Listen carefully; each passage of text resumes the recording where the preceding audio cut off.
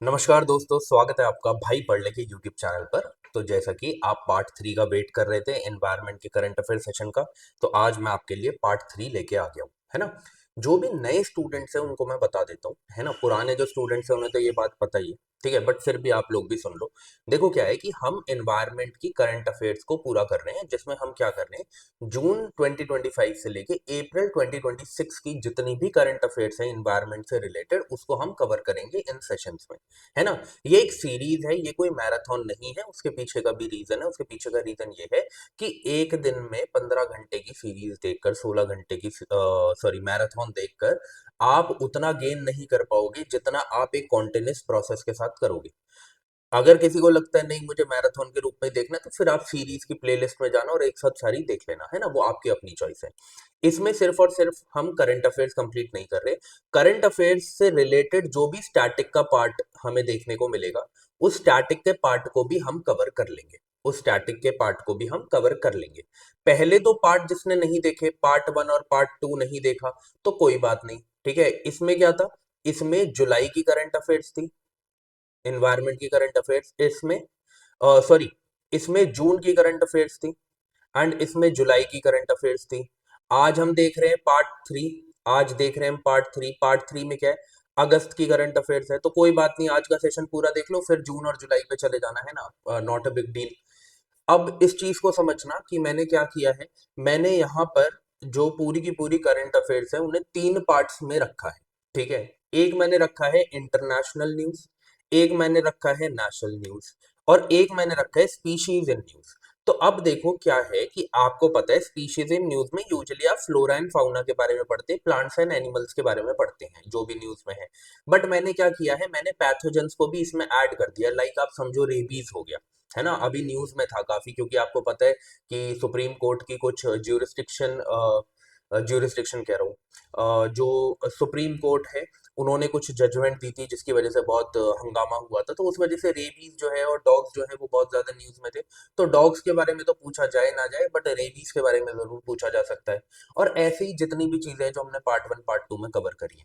तो आपको species in news में फ्लोरा भी देखने को मिलेगा, फाउना भी देखने को मिलेगा, और पैथोजेंस भी देखने को मिलेंगे, चाहे वो वायरस हो, चाहे वो अमीबा हो, चाहे वो बैक्टीरिया हो, चाहे कोई भी टाइप का पैथोजन हो, ठीक है। अब एक चीज समझो, होगा क्या, यहाँ पर सारा का सारा स्टैटिक पोर्शन तो कवर नहीं हो पाएगा, है ना। उतना ही हो पाएगा जितना करंट अफेयर्स में रिपीट हो रहा है, ठीक है। तो उसके लिए मैंने क्या किया है, यूट्यूब पे ही जो मेंबरशिप वाला पार्ट होता है, उसमें मैंने 389 के अंदर जितनी भी इंपॉर्टेंट थीम्स हैं एनवायरनमेंट की, उनको, मतलब कि कितनी एनवायरनमेंट की इंपॉर्टेंट थीम्स होगी, 50 to 60 थीम्स होंगी, है ना। इन 50 to 60 थीम्स को जो बार बार रिपीट हुई है और वेरियस एग्जाम्स में भी बार बार रिपीट हुई है, उनको मैंने यहाँ पे रख दिया आपके सामने। और इसके अराउंड सिर्फ ऐसा नहीं है कि इन थीम्स थीम्स को ही हमने पढ़ा है, इस थीम्स के अराउंड और भी जो टर्म्स हैं उनको भी हमने कवर कर लिया। प्लस इस सेशन में आपको पीवाईक्यूज देखने को मिलेंगे। कितने का सेशन है ये, 389 का है, ठीक है। पर मंथ का है, पर मंथ से पहले ही हमारा कंप्लीट हो जाएगा। फिर मैं उसके बाद स्टार्ट करूंगा पॉलिटी की थीम्स, तो उसमें आपका पॉलिटी भी आ जाएगा, ठीक है। इस चीज को आप, आई होप आपको ये बात समझ में आ गई होगी। और फ्री में हम क्या करने वाले हैं, मतलब इन यूट्यूब सेशन में, जैसे आप ये क्लास देख रहे हो, इसमें एनवायरनमेंट की करंट अफेयर्स तो चल रही है 1 साल की, स्कीम्स की जो है उन उसे हम करंट अफेयर्स को कंप्लीट करेंगे। इस बात को याद रखना, इसको मैं 3 पार्ट में ही कवर कर दूंगा, ठीक है। ज्योग्राफी को भी मैं 3 पार्ट में कवर कर दूंगा। जो प्लेसेस इन न्यूज है उसका पहला पार्ट कवर हो चुका है, इसे भी हम 3 पार्ट में कवर कर रहे हैं। सेकंड पार्ट इसका आपको, आज की ये जो क्लास है एनवायरनमेंट का पार्ट 3 है, ये खत्म हो जाए, इसके 2 दिन बाद आपको प्लेसेस इन न्यूज देखने को मिल जाएगा, ठीक है। हमने 4 महीने की प्लेसेस इन न्यूज कवर कर ली थी, जून जुलाई अगस्त सितंबर। अब जो आपको देखने को मिलेगी इसमें पार्ट 2 में, वो आपको देखने को मिलेगी अक्टूबर नवंबर दिसंबर की, ठीक है। एंड देन उसके बाद आपको पता है अगली जो होगी वो अगले 4 महीने जो होंगे हमारे उसकी होगी, ठीक है। आगे बढ़ते हैं, अब अपने सेशन की तरफ चलते हैं। सबसे पहले जो है हम क्या देखेंगे, हम इंटरनेशनल न्यूज देखेंगे, जो भी इंटरनेशनल करंट अफेयर्स है एनवायरनमेंट से रिलेटेड, जो भी न्यूज में चल रही है, ठीक है। ओके, अब देखो क्या है, बस मुझे 1 मिनट देना, मैं फैन चलाना भूल गया, ठीक है। अब तो गर्मी स्टार्ट हो गई है ना। हाँ, ओके।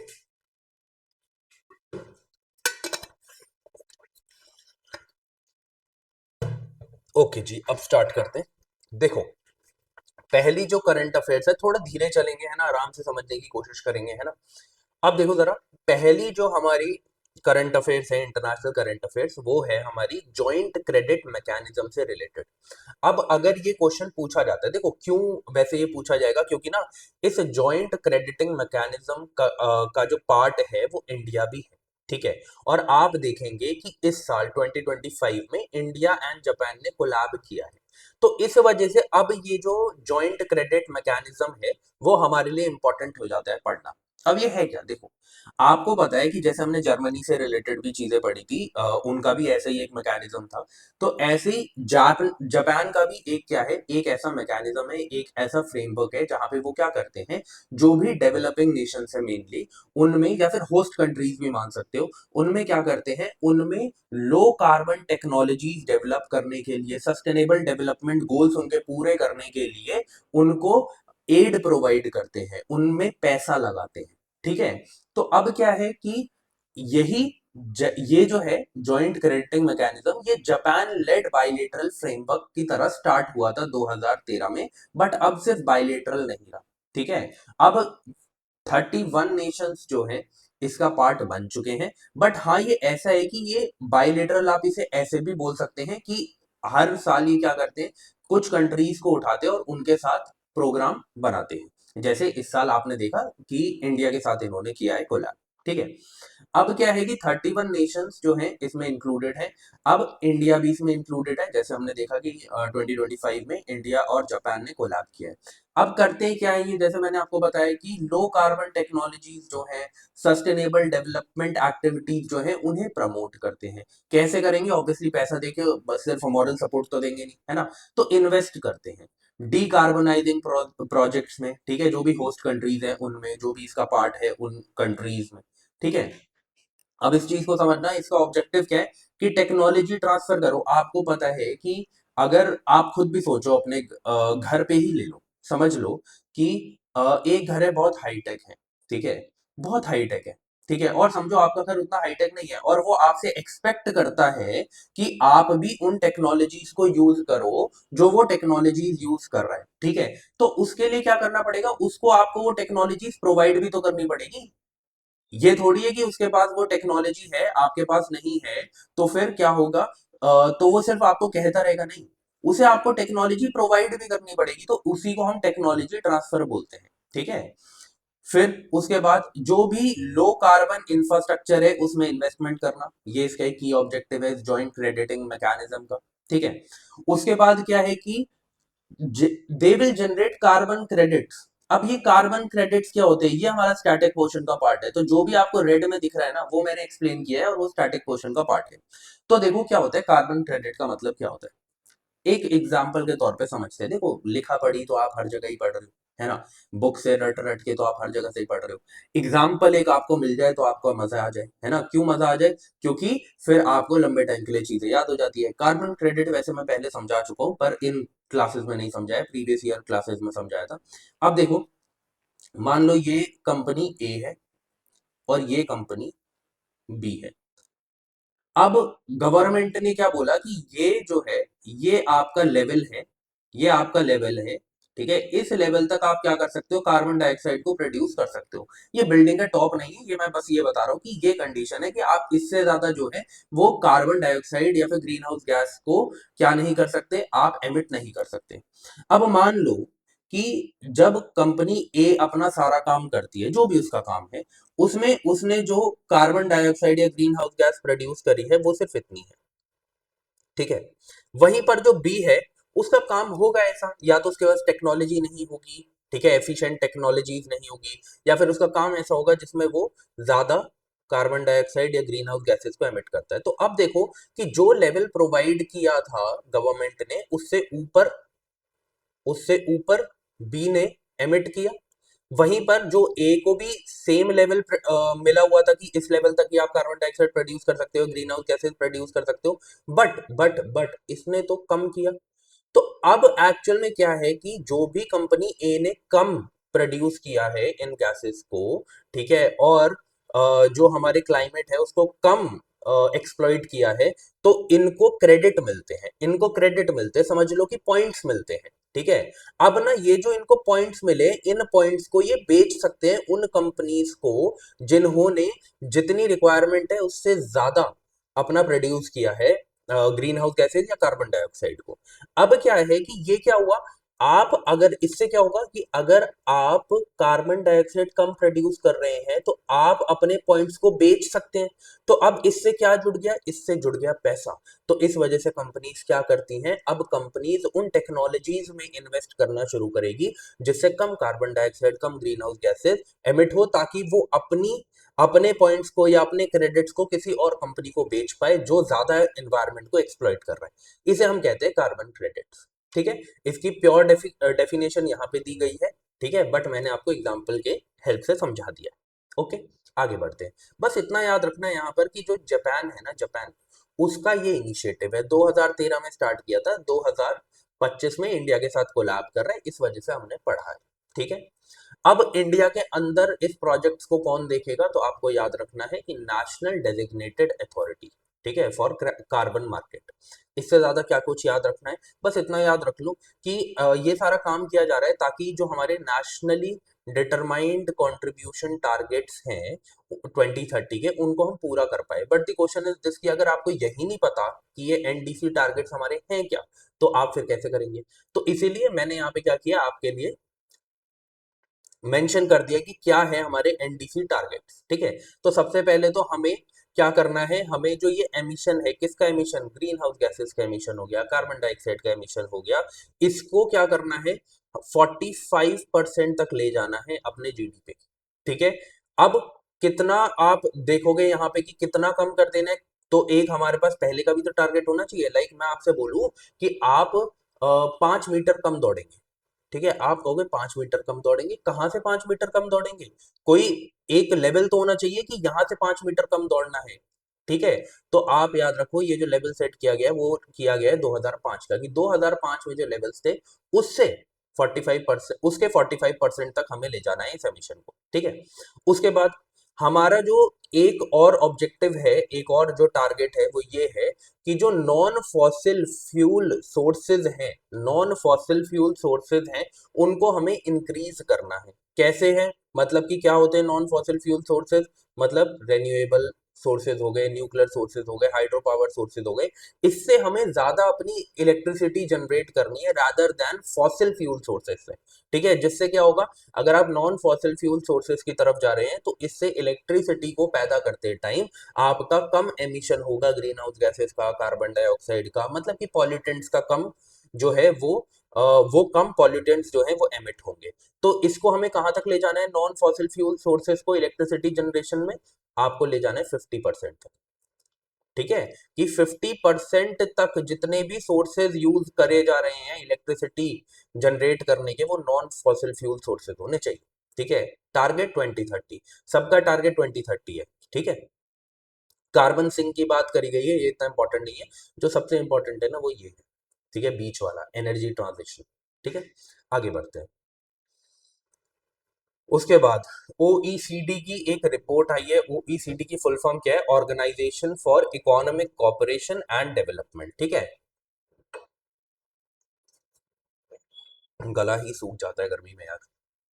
अब देखो जरा, ये जो ओईसीडी 2025 की रिपोर्ट है, देखो अभी हम अगस्त पढ़ रहे हैं 2025, तो ऑब्वियसली तब की ही रिपोर्ट्स चलेंगी, है ना। तो अब देखो इसमें क्या बोला गया, इसने ये बोला है इस रिपोर्ट में कि जो प्लास्टिक पॉल्यूशन है ना वो विद टाइम इंक्रीज हो रहा है, कम होने के बजाय। ठीक है।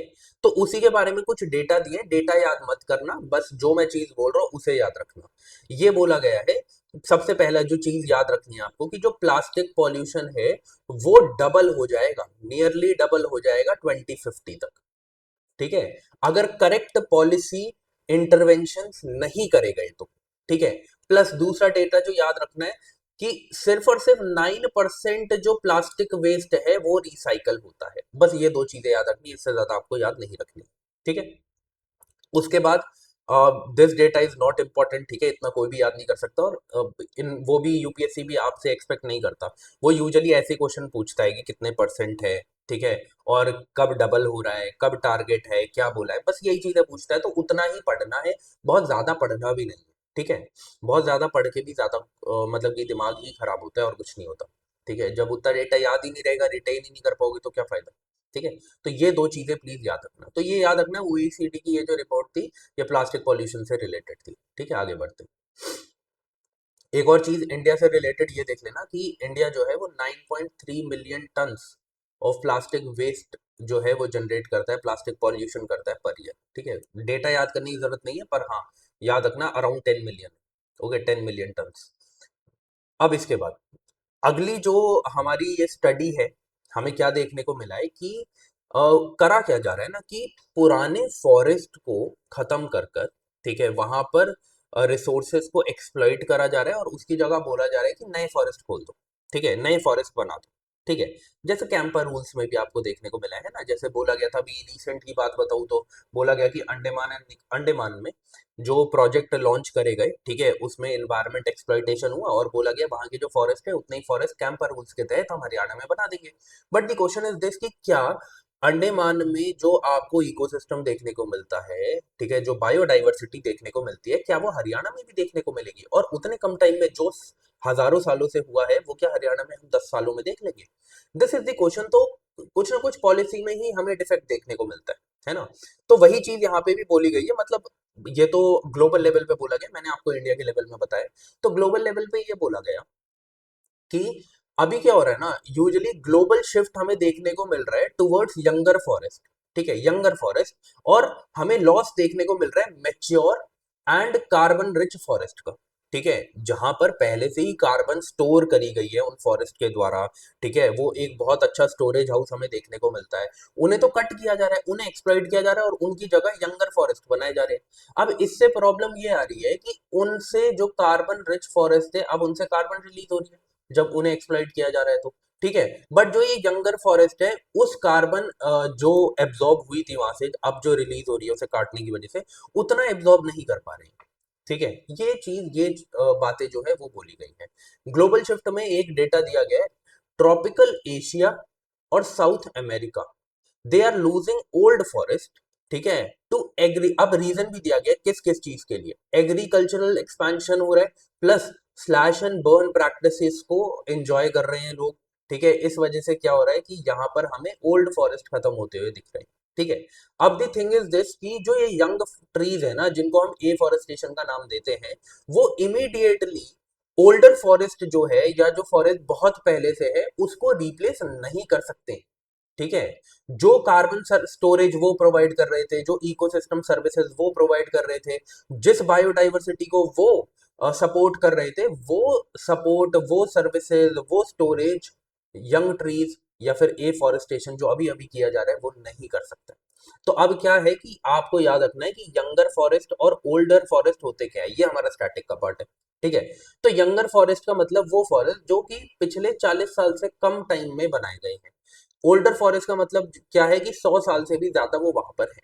ठीक है, अब आपको यहाँ पे ग्रोथ रेट जो है वो हाई देखने को मिलेगा, क्योंकि अब जो हम फॉरेस्ट बनाते हैं वो इस तरीके से बनाते हैं कि वहां की नेटिव स्पीशीज जो है उनको प्रमोट करते हैं, उनको उगाते हैं। तो अब क्या है कि नेटिव स्पीशीज जल्दी ग्रो करेंगी वहां पर, प्लस उनको नरिशमेंट प्रोवाइड किया जाता है। तो इस वजह से भी क्या है कि वहां पे ग्रोथ रेट ज्यादा देखने को मिलता है। ओल्डर फॉरेस्ट जो है वो अपनी पीक पे पहुंच चुके हैं। ठीक है, तो इस वजह से यहाँ पे ग्रोथ स्लो देखने को मिलती है। ठीक है, कार्बन एक्शन यहाँ पे रैपिड देखने को मिलेगा जब फास्ट ग्रोथ है यहाँ पे, लेकिन ओल्डर फॉरेस्ट में क्या है कि लॉन्ग टर्म स्टोरेज देखने को मिलती है, लॉन्ग टर्म स्टोरेज। ठीक है, तो इसीलिए ओल्डर फॉरेस्ट ज्यादा इंपॉर्टेंट है।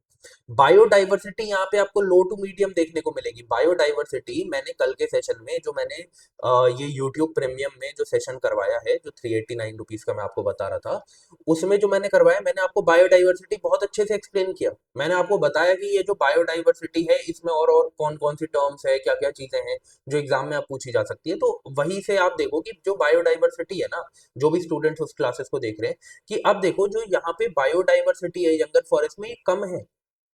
ठीक है, चाहे वो प्लांट्स की हो चाहे वो एनिमल्स की हो, इट डजेंट मैटर। तो यहाँ पे हमें होमोजीनियस डाइवर्सिटी देखने को मिलती है कि ज्यादा अलग नहीं है। बट यहाँ पर जो बायोडाइवर्सिटी है बहुत हाई है, और जहां पर भी बायोडाइवर्सिटी हाई होती है वो एरिया रिच किस में आता है, जैसे मैंने आपको बताया, स्पीशीज रिचनेस में आता है, स्पीशीज इवननेस में आता है। इस वजह से क्या है, ये ज्यादा इंपॉर्टेंट होते हैं।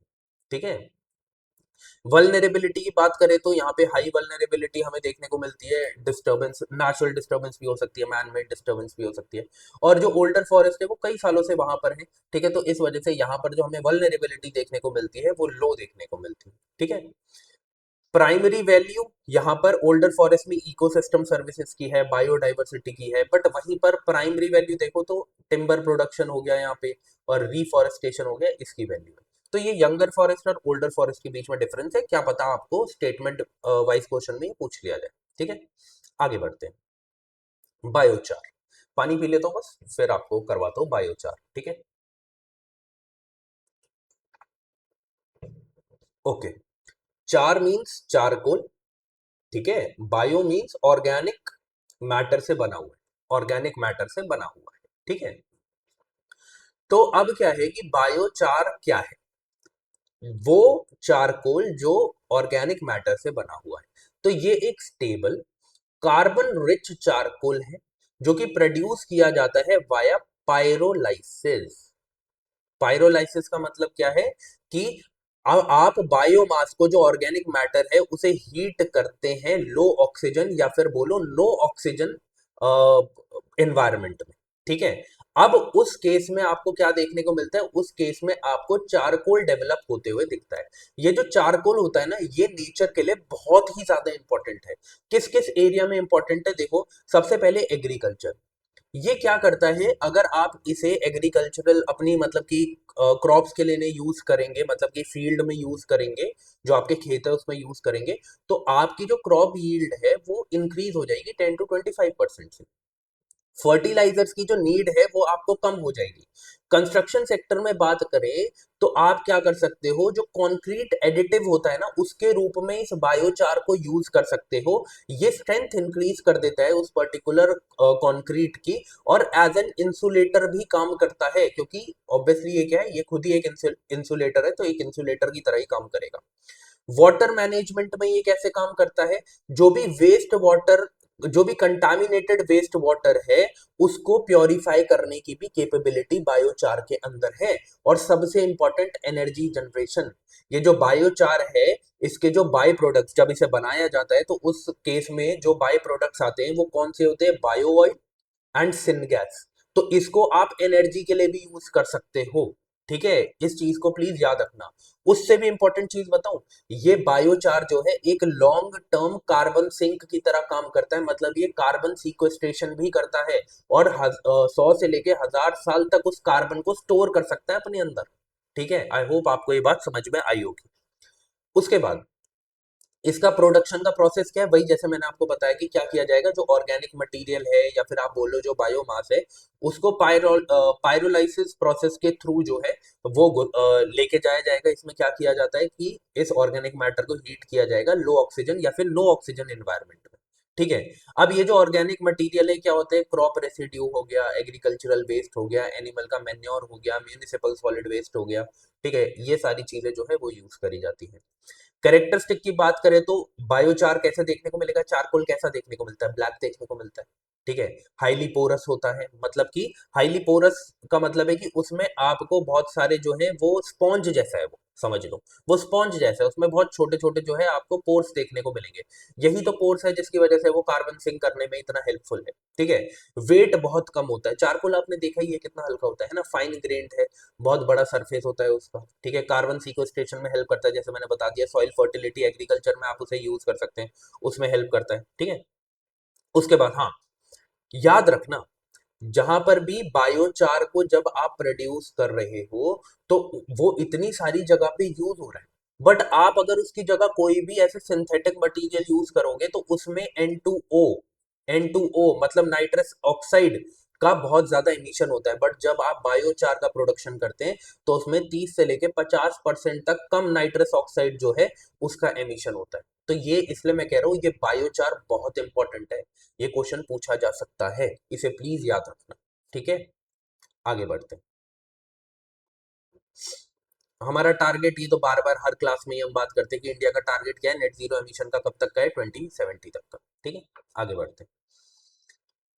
ओके, अब आपको याद है कि लास्ट क्लास में मैंने आपको कोरल्स के बारे में बताया था। है ना, उनके सिम्बायोटिक रिलेशन के बारे में बताया था, ठीक है। बट इस क्लास में हम क्या पढ़ेंगे, इस क्लास में हम पढ़ेंगे कोरल ब्लीच के बारे में, कोरल लॉस के बारे में, ठीक है।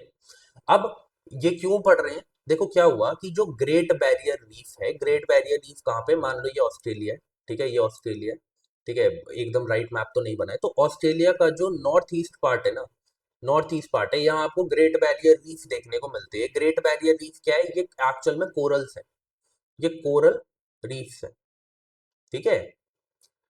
अब क्या है कि यहाँ पर हीट की वजह से, एक्सेसिव हीट की वजह से और ओशन एसिडिफिकेशन की वजह से यहाँ पे आपको बहुत बड़े लेवल पर आज तक का 39 ईयर्स में लार्जेस्ट एवर कोरल ब्लीच देखने को मिला है। तो जब इतना बड़ा एक इवेंट हुआ है, ठीक है, एक नेचुरल इवेंट हुआ है, तो क्यों नहीं वो आपसे क्वेश्चन पूछेंगे, ठीक है। तो याद रखना कि कोरल ब्लीच या फिर कोरल लॉस से रिलेटेड इस बार क्वेश्चन पूछा जा सकता है, ठीक है। तो ये देखो कि 2024 में तो यहीं पर 70% लॉस देखने को मिला था हार्ड कोरल्स का, ठीक है। तो क्लाइमेट चेंज आप देखो कितनी बड़ी प्रॉब्लम क्रिएट कर रहा है कोरल रीफ्स के लिए भी, जो मरीन में, मतलब कि जो मरीन इकोसिस्टम है उसमें 25% जो मरीन एनिमल्स हैं उनकी लाइफ को सपोर्ट करते हैं कोरल्स, और खुद 1% से भी कम है पूरे मरीन इकोसिस्टम में। तो आप सोचो कितने इंपॉर्टेंट है कोरल रीफ्स, ठीक है। ये जो डेटा जो मैंने अभी अब बोला है कि प्रीवियस ईयर क्लासेस में मैंने आपको करवाया था, ठीक है, आपको भी शायद याद ही होगा। अब क्या है कि ये कोरल ब्लीच क्या है, कोरल ब्लीच अगर आपको नहीं पता क्या होता है तो मैं आपको बताता हूँ। जैसे मैंने पिछली क्लास में बताया था, जब आपको मैं कोरल समझा रहा था, तो मैंने आपको बताया था कि एक पर्टिकुलर सिम्बायोटिक रिलेशनशिप आपको देखने को मिलता है कोरल्स के बीच में और जूजैंथले के बीच में, जो एक टाइप के फंगी है, ठीक है। क्या करते हैं कि ये जो कोरल्स हैं ये इन्हें शेल्टर प्रोवाइड करते हैं, और फंगी जो है आपको पता है फोटोसिंथेसिस प्रोसेस करते हैं, तो ये अपना फूड खुद बनाते हैं। तो ये फूड प्रोवाइड करते हैं किसको, कोरल्स को। तो ये सिम्बायोटिक रिलेशन है, इनके बीच में पॉजिटिव पॉजिटिव रिलेशन है, दोनों एक दूसरे को हेल्प करते हैं। अब क्या होता है कि जब भी आपको क्या देखने को मिलता है कि टेम्परेचर हाई हो गया है, या एल्गल ब्लूम देखने को मिल गया है, या ऐसे कोई भी चीज हो रही है, तो इस टाइम पर इन फंगीज को ये जो कोरल्स है ये निकाल देते हैं, ये निकाल देते हैं क्योंकि ये सस्टेन नहीं कर सकते फिर इनके साथ, ठीक है। तो इसको हम एक नाम से जाते हैं, कोरल एक्सपेल दीज एल्गे, ठीक है। कि कोरल्स क्या करते हैं, कोरल एक्सपेल देखने को मिलता है कि कोरल जो है वो इन एल्गेस को बाहर निकाल देते हैं अपने एरिया से। तो इस वजह से जब ये फंगी इस कोरल में थे तो ये बहुत ही हरे भरे हुआ करते थे, ठीक है।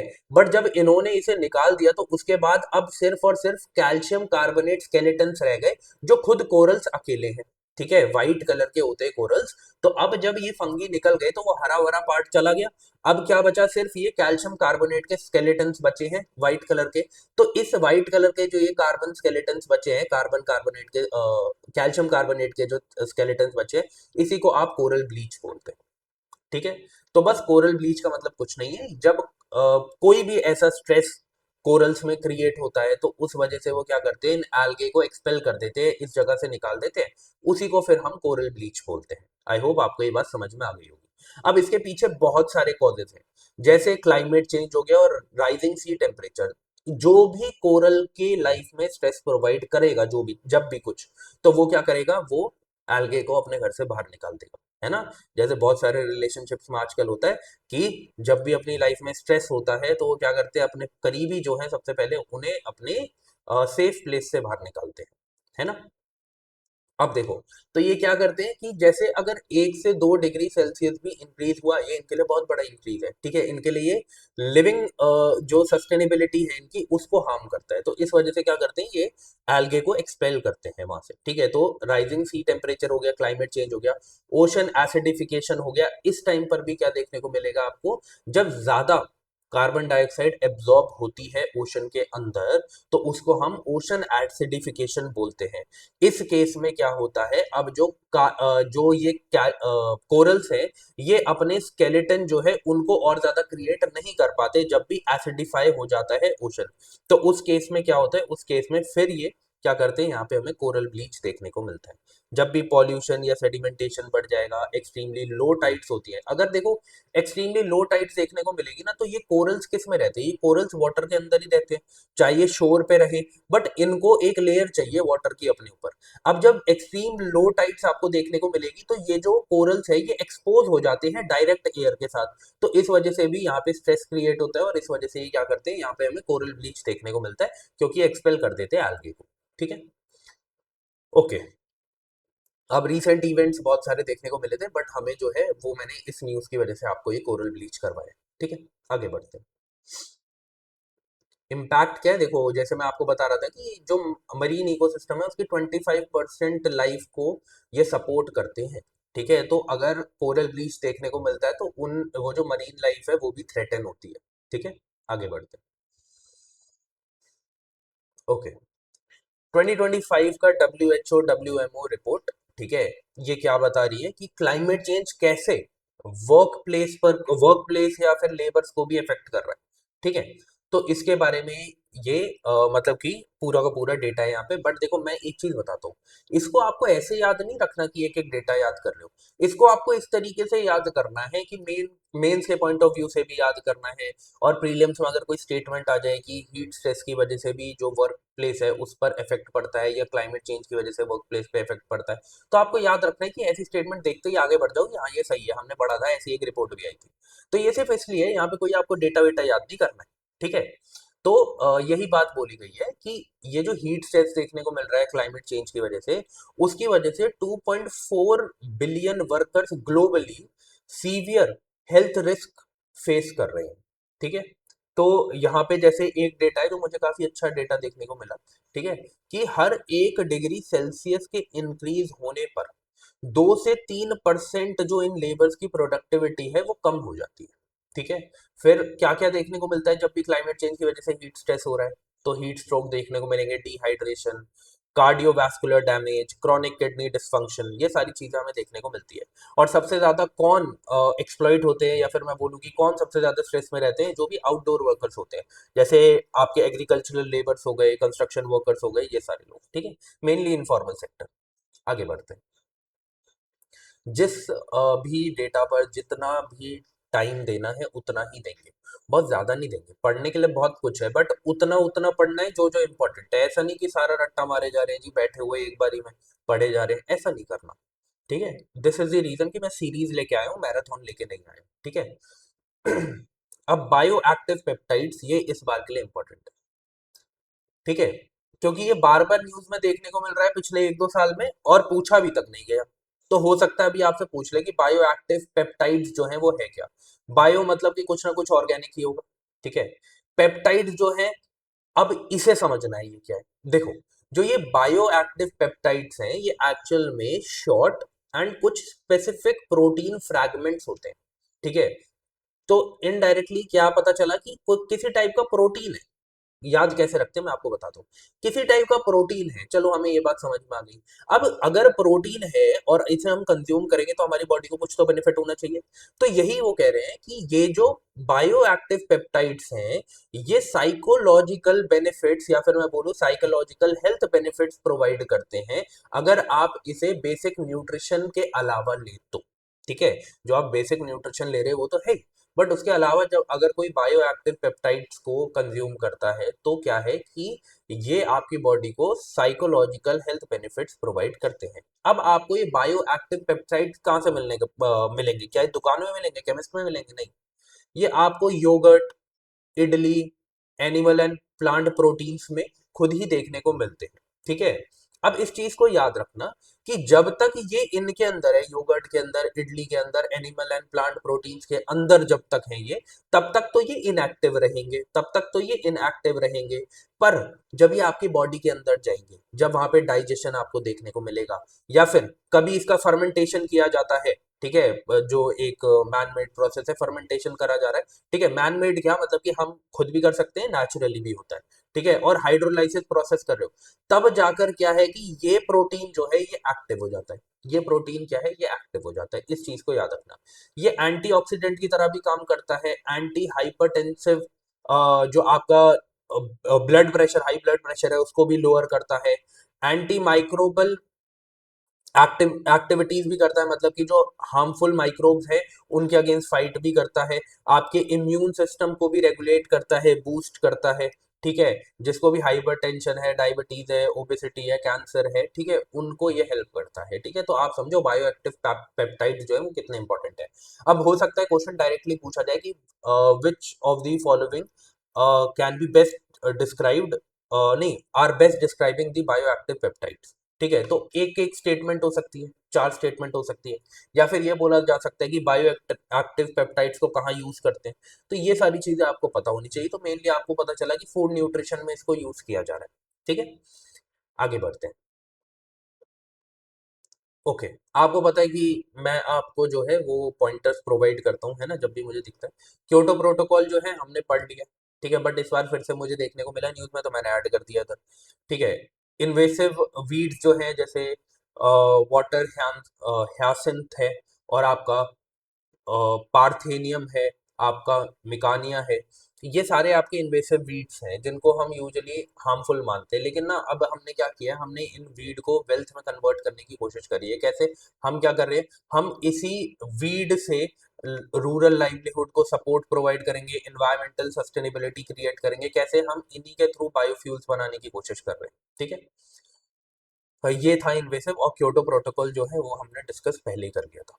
अब यहाँ पर क्या है कि हमारा जो है वो इंटरनेशनल करंट अफेयर जो है एनवायरमेंट से रिलेटेड वो कवर हो जाती है।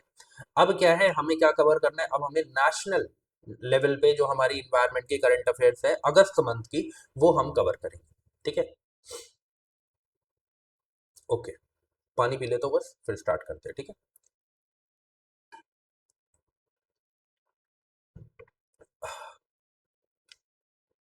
ओके, अब इस चीज को याद रखना, ये काफी इंपॉर्टेंट है। स्टेट एनर्जी एफिशिएंसी इंडेक्स 2024, 2024 है बट आया अगस्त 2025 में, है ना। आपको पता है अगले साल आती है पिछले साल की रिपोर्ट, है ना। अब द थिंग इज दिस कि आपको याद रखना है, ये जो स्टेट एनर्जी एफिशिएंसी इंडेक्स है ये निकालता कौन है? बीईई, ठीक है, bureau of energy efficiency and A triple, ठीक है।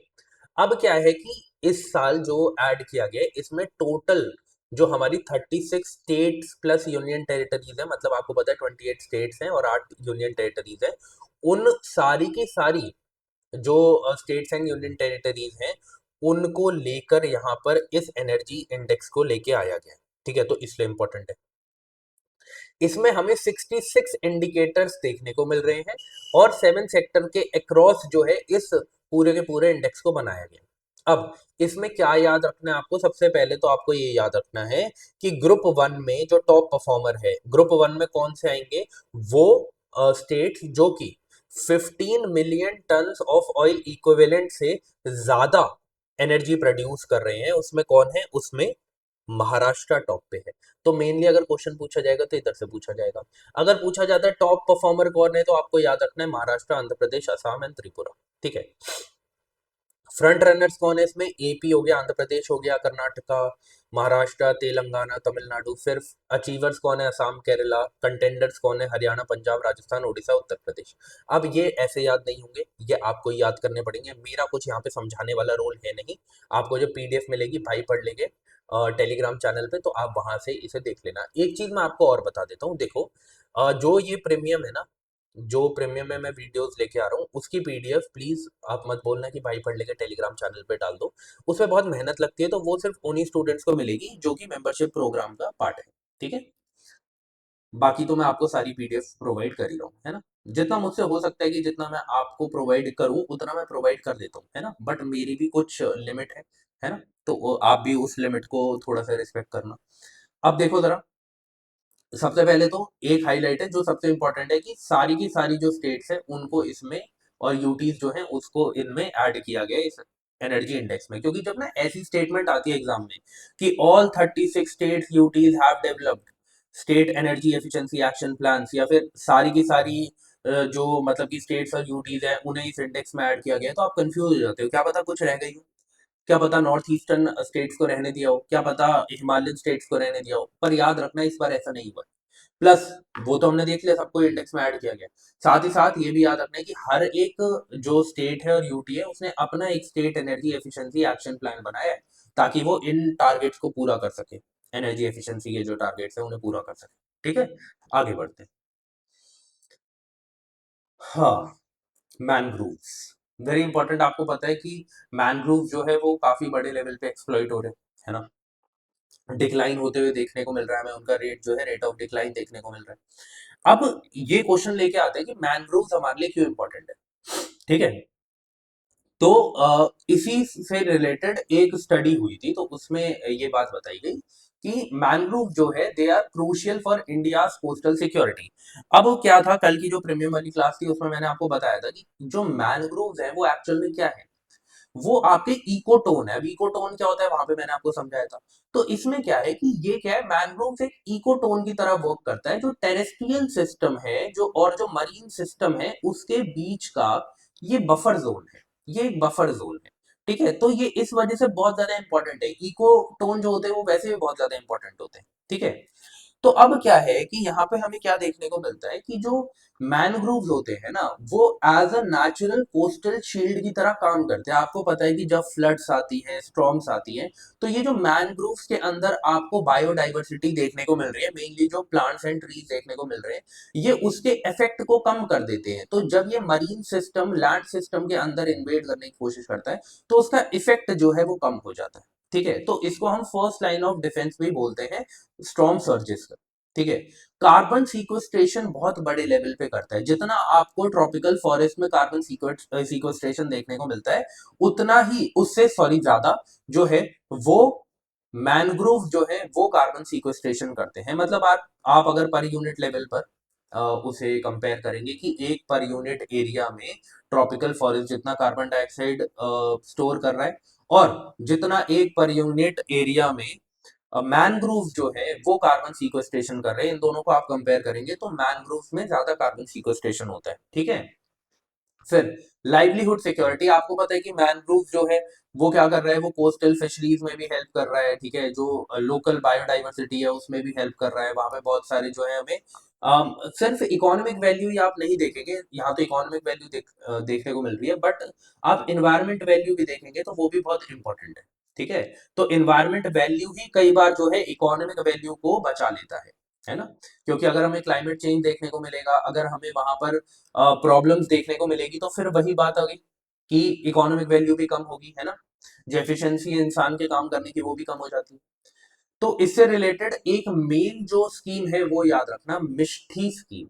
मिष्टी स्कीम, ठीक है, ये 2023 का एक इनिशिएटिव है जो मैनग्रोव प्लांटेशन से रिलेटेड था। प्लीज इसे याद रखना है, तो मिष्टी याद रखना बस। ठीक है, आगे बढ़ते हैं।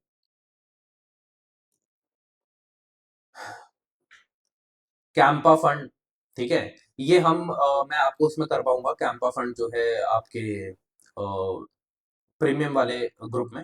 ठीक है, प्रीमियम वाली वीडियोस में, कि ये कैंपा क्या है, ये बहुत बड़ा टॉपिक है, तो इसको आराम से मैं समझाऊंगा आपको। ठीक है, तो शॉर्ट में अगर मैं समझाना चाहूँ तो ये बोला जाता है कि अगर आप समझो कि जैसे अंडमान एंड हरियाणा वाला मैंने आपको एग्जांपल दिया, कि अंडमान में जो प्रोजेक्ट लॉन्च करा गया उसमें बहुत सारी जो ट्रीज है उन्हें काटा गया, बहुत ज्यादा हमें बायोडाइवर्सिटी लॉस देखने को मिला। तो कैंपर रूल्स में क्या किया जाता है, कंपनसेशन किया जाता है कि जितने ट्रीज यहाँ पे काटे वैसे ही फॉरेस्ट आप किसी और स्टेट में किसी और एरिया में जाके लगा दें। ठीक है, बट ये क्या है, ये सिर्फ इतना से ही नहीं है, बहुत बड़ा टॉपिक है, तो इसको हम देख लेंगे। आगे बढ़ते हैं।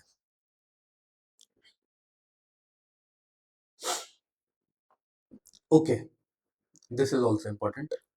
इंडिया ने रिसेंटली कमीशन किया है पहला ग्रीन हाइड्रोजन प्लांट, जो कि इंडिजीनियसली डेवलप किया गया है। ठीक है, कहाँ पे किया है, मेनली ये पहला indigenously port green hydrogen plant है। पोर्ट ग्रीन हाइड्रोजन प्लांट है, कहाँ पे किया है, दीनदयाल पोर्ट, कांदला, गुजरात में। ठीक है, तो first port based 100% indigenous with 1 megawatt green hydrogen energy plant है। ठीक है, याद रखना। तो क्या है कि कैसा प्लांट है जहां पर 1 मेगावाट ग्रीन हाइड्रोजन प्रोड्यूस करी जाती है। अब इसको आप कहाँ कहाँ पे यूज करेंगे, आप इसे यूज करेंगे जो उसी पोर्ट पर 11 हाइड्रोजन बसेस चल रही हैं। ठीक है, हाइड्रोजन बसेस का मतलब ये नहीं है कि हवा वाली बसेस नहीं, मतलब कि वो बसेस जो कि हाइड्रोजन फ्यूल पे चलती है, ठीक है। और जो पोर्ट की स्ट्रीट लाइटनिंग है उसको सपोर्ट कर रही है ये 1 मेगावाट ग्रीन हाइड्रोजन प्लांट। अब क्या है कि आप सोचो कि फ्यूल भी कम यूज होगा, बाकी जो यहाँ पे इलेक्ट्रिसिटी यूज होती है वो भी कम यूज होगी, तो हम क्या कर रहे हैं, हम फिर वही नॉन फॉसिल फ्यूल सोर्सेज की तरफ जा रहे हैं, है ना। इसके बाद आपको याद रखना है कि अभी जो इसकी ऑपरेशनल कैपेसिटी है वो कितनी है, 1 मेगावाट, ठीक है। बट किसकी बात करी जा रही है, 10 मेगावाट की बात करी जा रही है, कि हम क्या कर रहे हैं, इनका टारगेट है कि 10 मेगावाट तक इसको लेके जाना है, ठीक है। कौन कौन इसके अंडर किसने ये डेवलप किया है, तो दीनदयाल पोर्ट अथॉरिटी ने, प्लस लार्सन एंड टर्बो ने, एलएनटी ने, ठीक है। इससे ज्यादा कुछ याद रखने की जरूरत नहीं है। जैसे आपको पता है ना, एक बार एयरपोर्ट पे क्वेश्चन आया था कि फर्स्ट ग्रीन एयरपोर्ट किसे कहा गया, और ऐसे ऐसे क्वेश्चन आया था। तो वैसे ही ये भी आ सकता है कि first green hydrogen port plant कहाँ पे बनाया गया, ठीक है। तो आप याद रखना, दीनदयाल पोर्ट, कांदला, गुजरात। ओके, पानी पी ले तो बस, फिर इसे देखते हैं, ठीक है।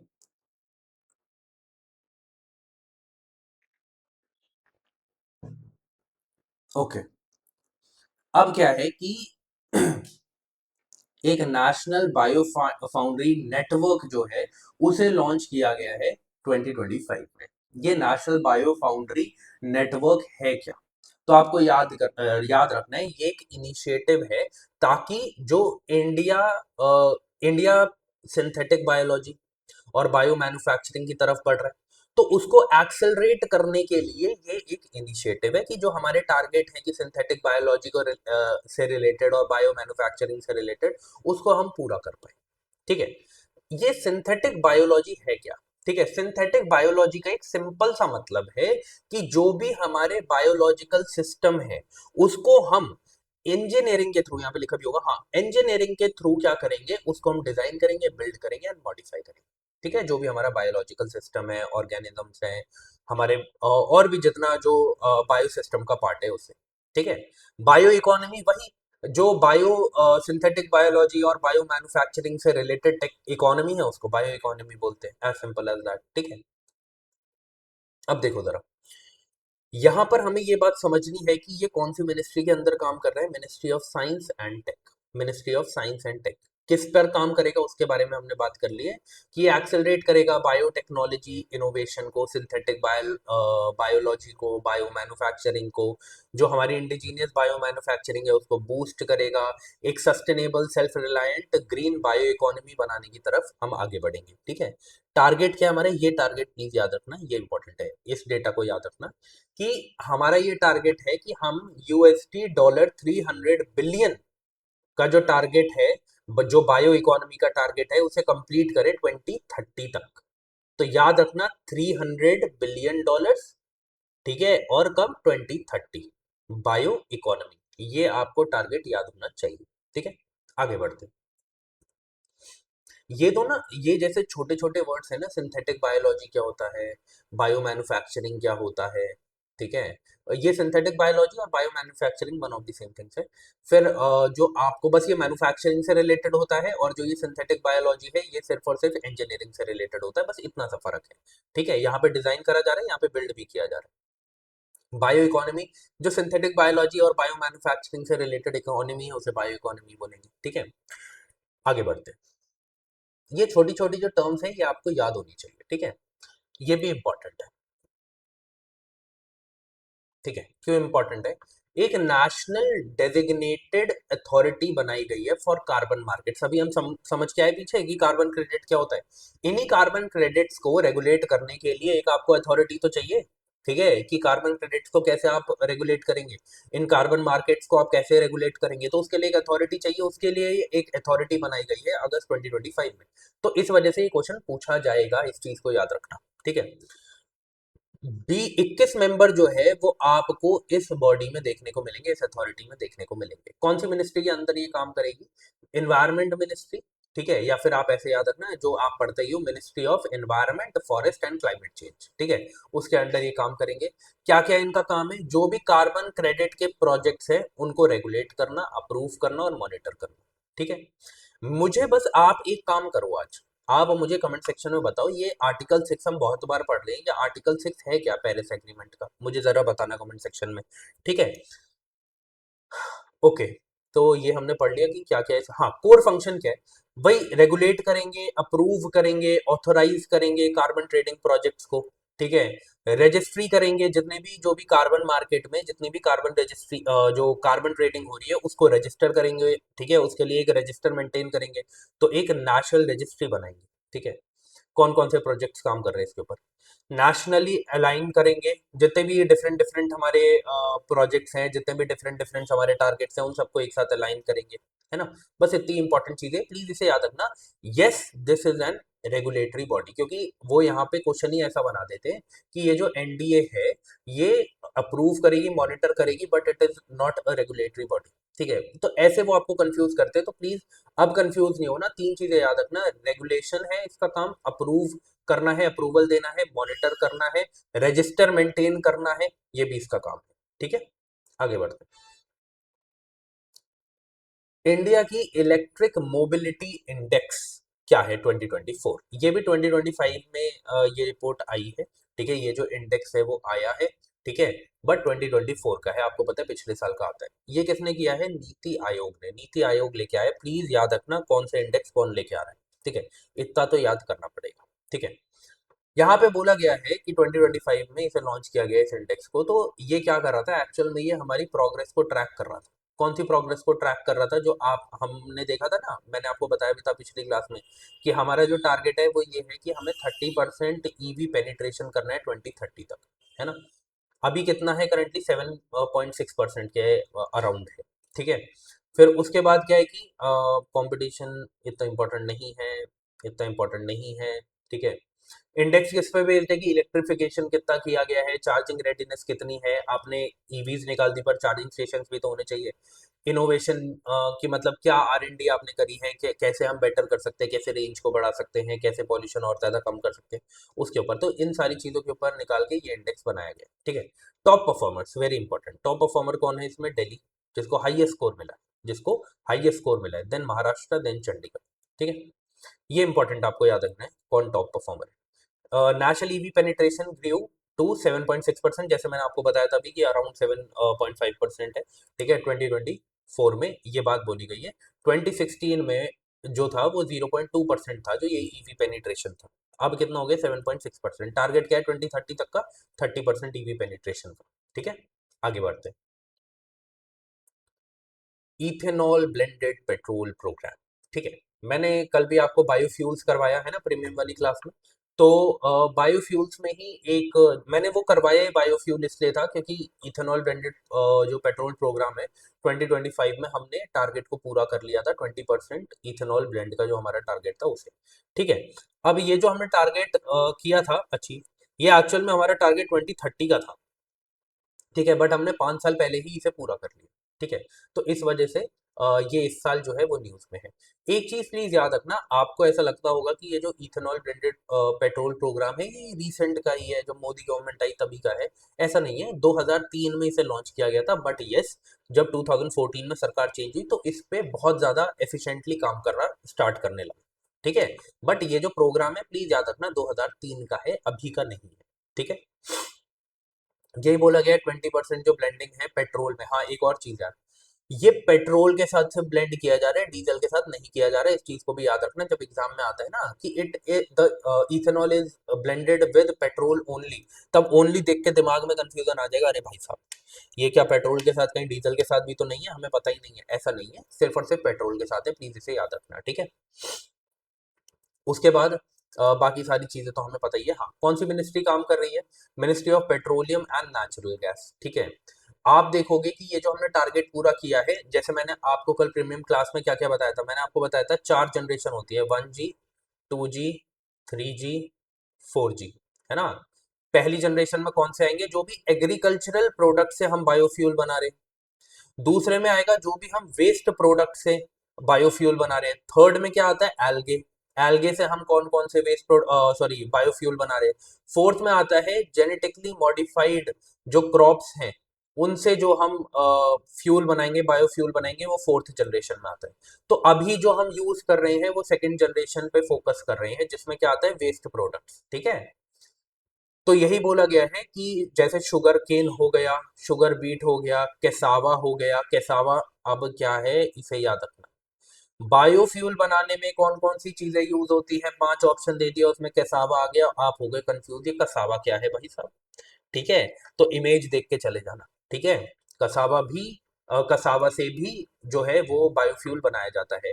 डैमेज्ड फूड ग्रेन्स हो गए, रॉटन पोटैटोज हो गए, सरप्लस राइस हो गया, इन सब से क्या है कि ये जो इथेनॉल बनाया गया है, बायोफ्यूल बनाया गया है, ये इन सारी चीजों को यूज करके बनाया गया। ठीक है, अभी हमारा फोकस क्या है, 2G टेक्नोलॉजीज पे। 2G टेक्नोलॉजीज में क्या आता है, वेस्ट प्रोडक्ट जैसे एग्रीकल्चरल रेसिड्यू हो गए, है ना, जो बाकी सारी चीजें जो कि जैसे कि यही रॉटन पोटैटोज हो गए, डैमेज फूड ग्रेन्स हो गए, ये सारे वेस्ट प्रोडक्ट्स में आते हैं। ठीक है, ऑर्गेनिक प्रोडक्ट्स होंगे, याद रखना, प्लास्टिक मत ऐड कर देना उसमें। ठीक है, उसके बाद क्या है कि नेशनल बायोफ्यूल पॉलिसी, ये भी मैं आपको करवा दूंगा, चिंता मत करो, जब हम वो कर रहे होंगे ना प्रीमियम में, तो मैं आपको ये पॉलिसी करवा दूंगा। देखो अभी तो ये न्यूज में है नहीं, अब आप मुझसे कहोगे कि यहाँ पे भी करवा दो, देखो अभी ये न्यूज में है नहीं।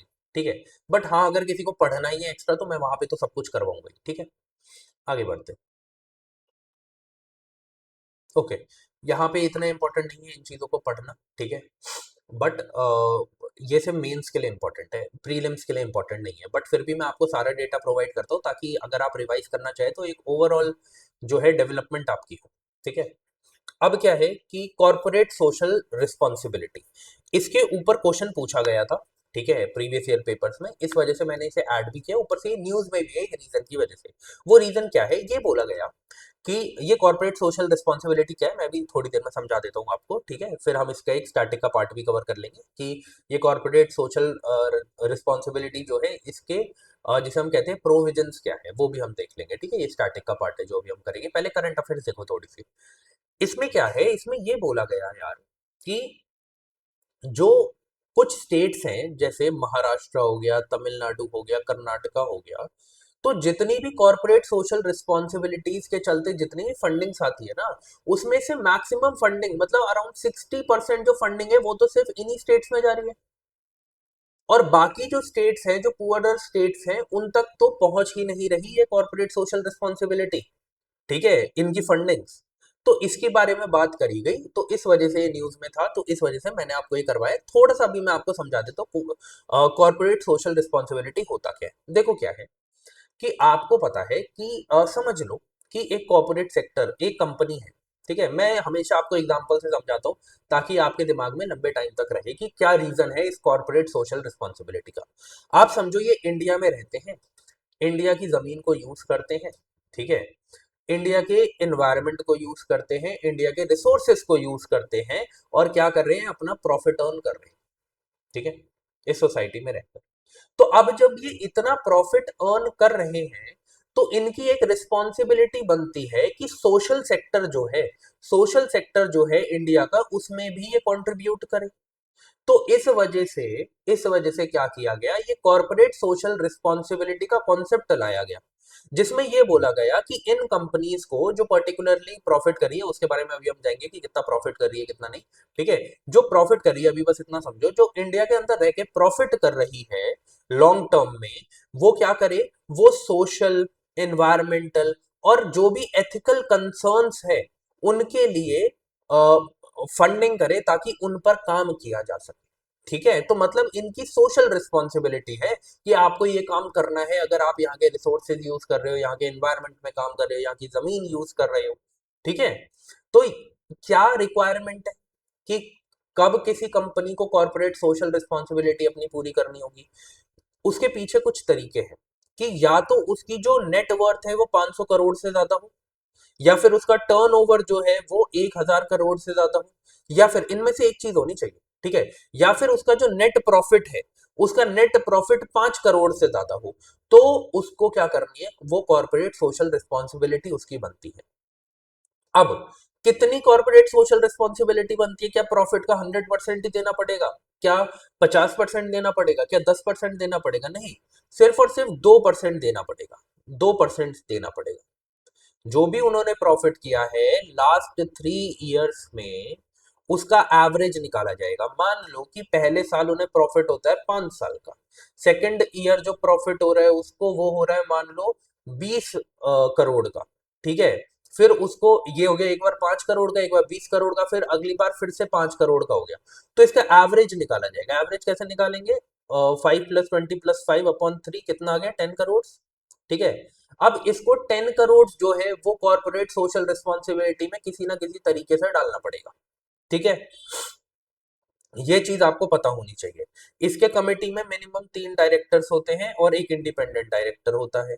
की एक्टिविटी क्या है कि एजुकेशन सेक्टर में पैसा डालना पड़ेगा, हेल्थ सेक्टर में, पॉवर्टी एलिवेशन में, सैनिटेशन में, एनवायरमेंट में, हेरिटेज में, डिजास्टर रिलीफ में, जिसमें भी ये काम करना चाहे, ठीक है। अब यहाँ पर भी हमें ना क्या देखने को मिलता है कि जो की एक्टिविटीज हैं जिसमें इनको पैसा डालना है, उसमें भी हमें क्या देखने को मिलता है? उसमें भी हमें इनइक्वालिटी देखने को मिल रही है। क्यों?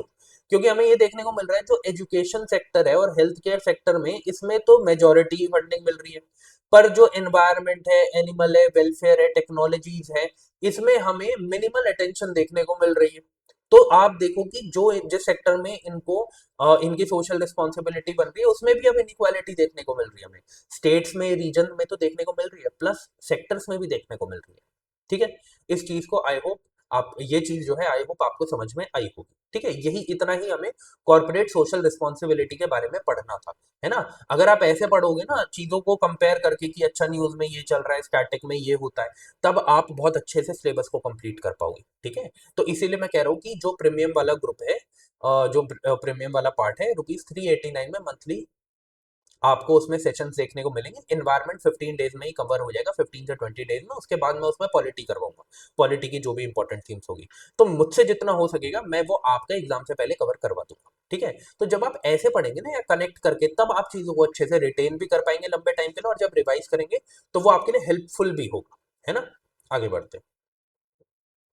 पीएम ई ड्राइव, थोड़ा सा पानी पी लेता हूँ बस, है ना, फिर देखते हैं।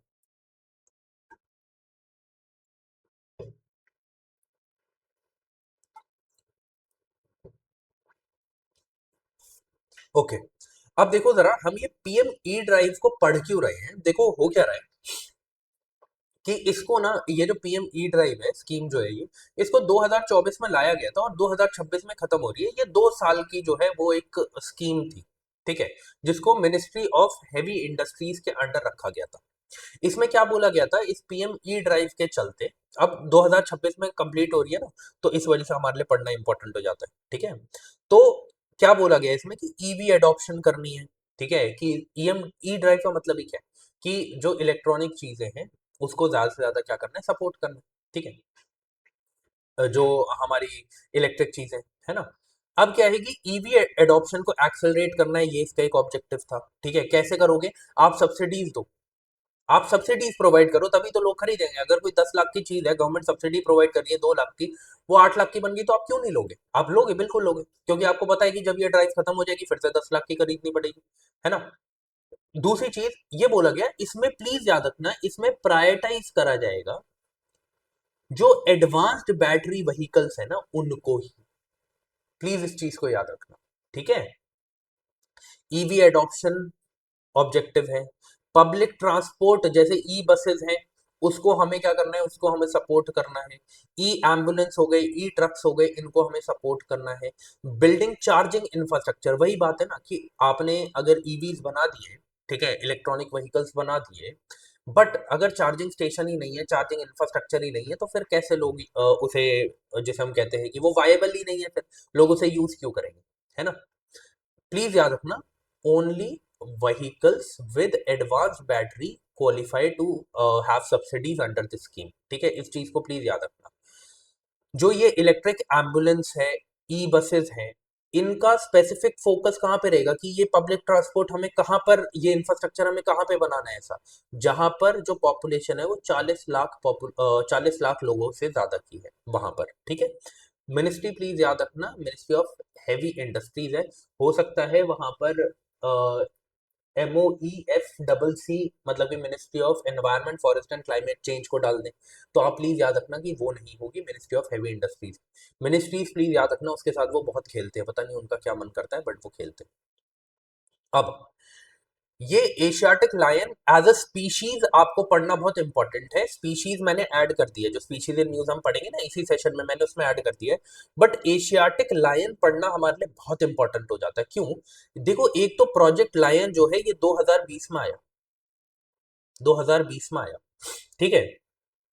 प्लस हर 5 साल में ये एशियाटिक लायन सेंसस आता है। तो 2025 में दो चीजें हो गई, एक तो 5 साल बाद एक सेंसस भी आया एशियाटिक लायन के ऊपर, साथ ही साथ 2020 में जो प्रोजेक्ट लायन को स्टार्ट किया गया था उसको 5 साल भी पूरे हो गए। So this is the reason कि हमें एशियाटिक लायन के बारे में पढ़ना पड़ेगा स्पीशीज इन न्यूज में, और ये सेंसस के बारे में तो पढ़ना ही है, ठीक है। अब याद रखना, आपको जो सारी की सारी पॉपुलेशन एशियाटिक लायन की देखने को मिलती है, कहाँ देखने को मिलती है? गुजरात में, सौराष्ट्र रीजन में, गिर फॉरेस्ट में, है ना, और उसके आसपास के रीजन्स में। तो इसीलिए याद रखना, ये जो एशियाटिक लायन का सेंसस है ये निकालता भी गुजरात फॉरेस्ट डिपार्टमेंट है, ठीक है। अभी ये देखा गया कि 2020 में, अब दो 5 साल, हर 5 साल में एक बार होता है, तो 2020 में से अगर कंपेयर करोगे उस टाइम पर 674 एशियाटिक लायन थे। लेकिन अब हमें 32.2% का इंक्रीज देखने को मिला है, 32.2% का इंक्रीज देखने को मिला है।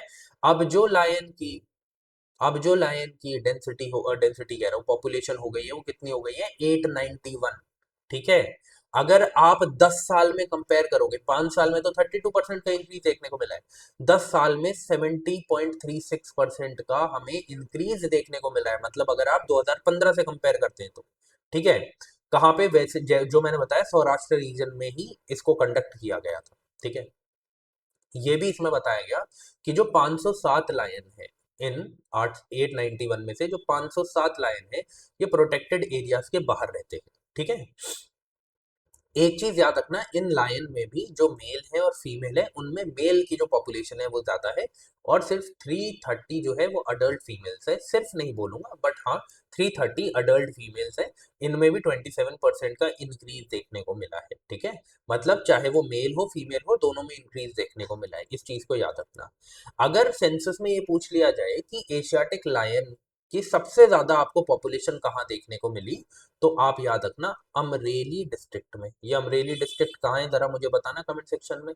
वैसे तो अगर कॉमन सेंस लगाओगे पहला पैराग्राफ पढ़ने के बाद ही पता चल जाएगा, है ना। हाईएस्ट पॉपुलेशन देखने को मिली। ये जो मितियाला वाइल्ड लाइफ सेंचुरी है, इसके ऊपर अब क्या आ सकता है? पेयरिंग में पूछा जा सकता है ये कहाँ पर है। जो ये मितियाला वाइल्ड लाइफ सेंचुरी है, यहाँ पे 100% राइज देखने को मिला है एशियाटिक लायंस का। इस चीज को याद रखना है, ठीक है।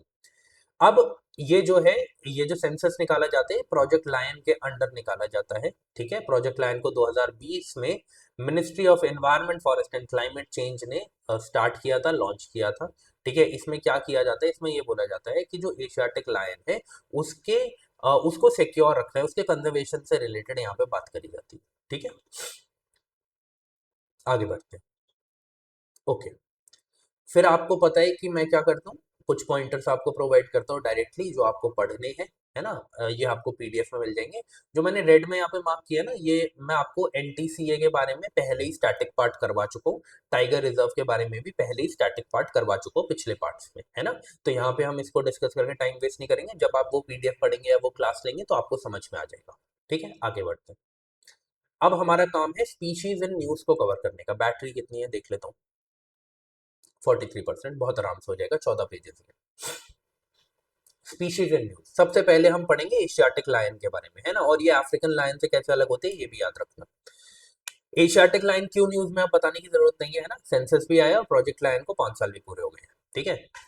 तो इसको आप पर्शियन या इंडियन लायन के नाम से भी जानते हैं, ठीक है।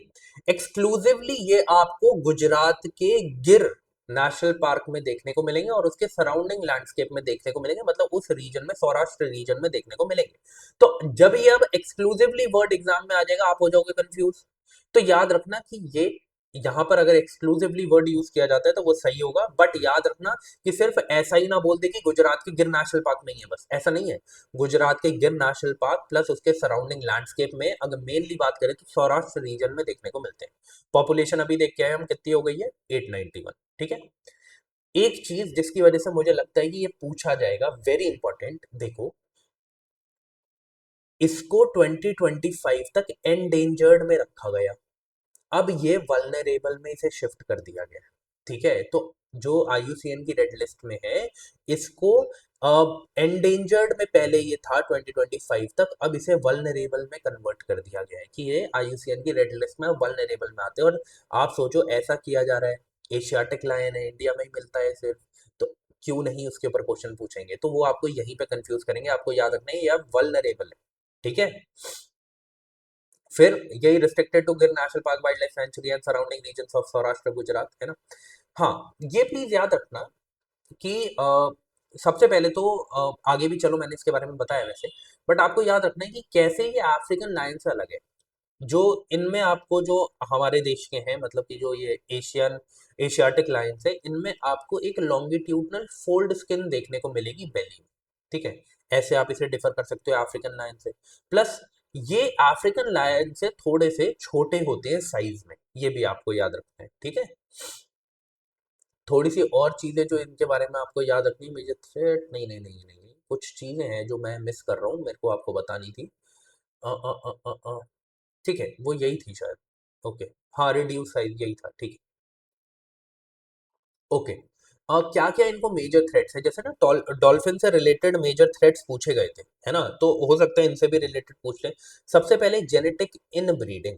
ठीक है, स्मॉल पॉपुलेशन है, तो इस वजह से क्या हो रहा है कि क्या हो रहा है कि अगर ये है, ठीक है, ये दो मेल एंड फीमेल थे, तो इनके बच्चों में ही आपस में फिर ब्रीडिंग हो रही है। तो आपको पता है जब भी आपस में ब्रीडिंग होती है, क्योंकि स्मॉल पॉपुलेशन है, तो जेनेटिक इन ब्रीडिंग की वजह से हमें कॉम्प्लिकेशंस देखने को मिलते हैं बॉडी में भी और वैसे भी। ठीक है, फिर दूसरा जो है वो है एपिडेमिक, है ना।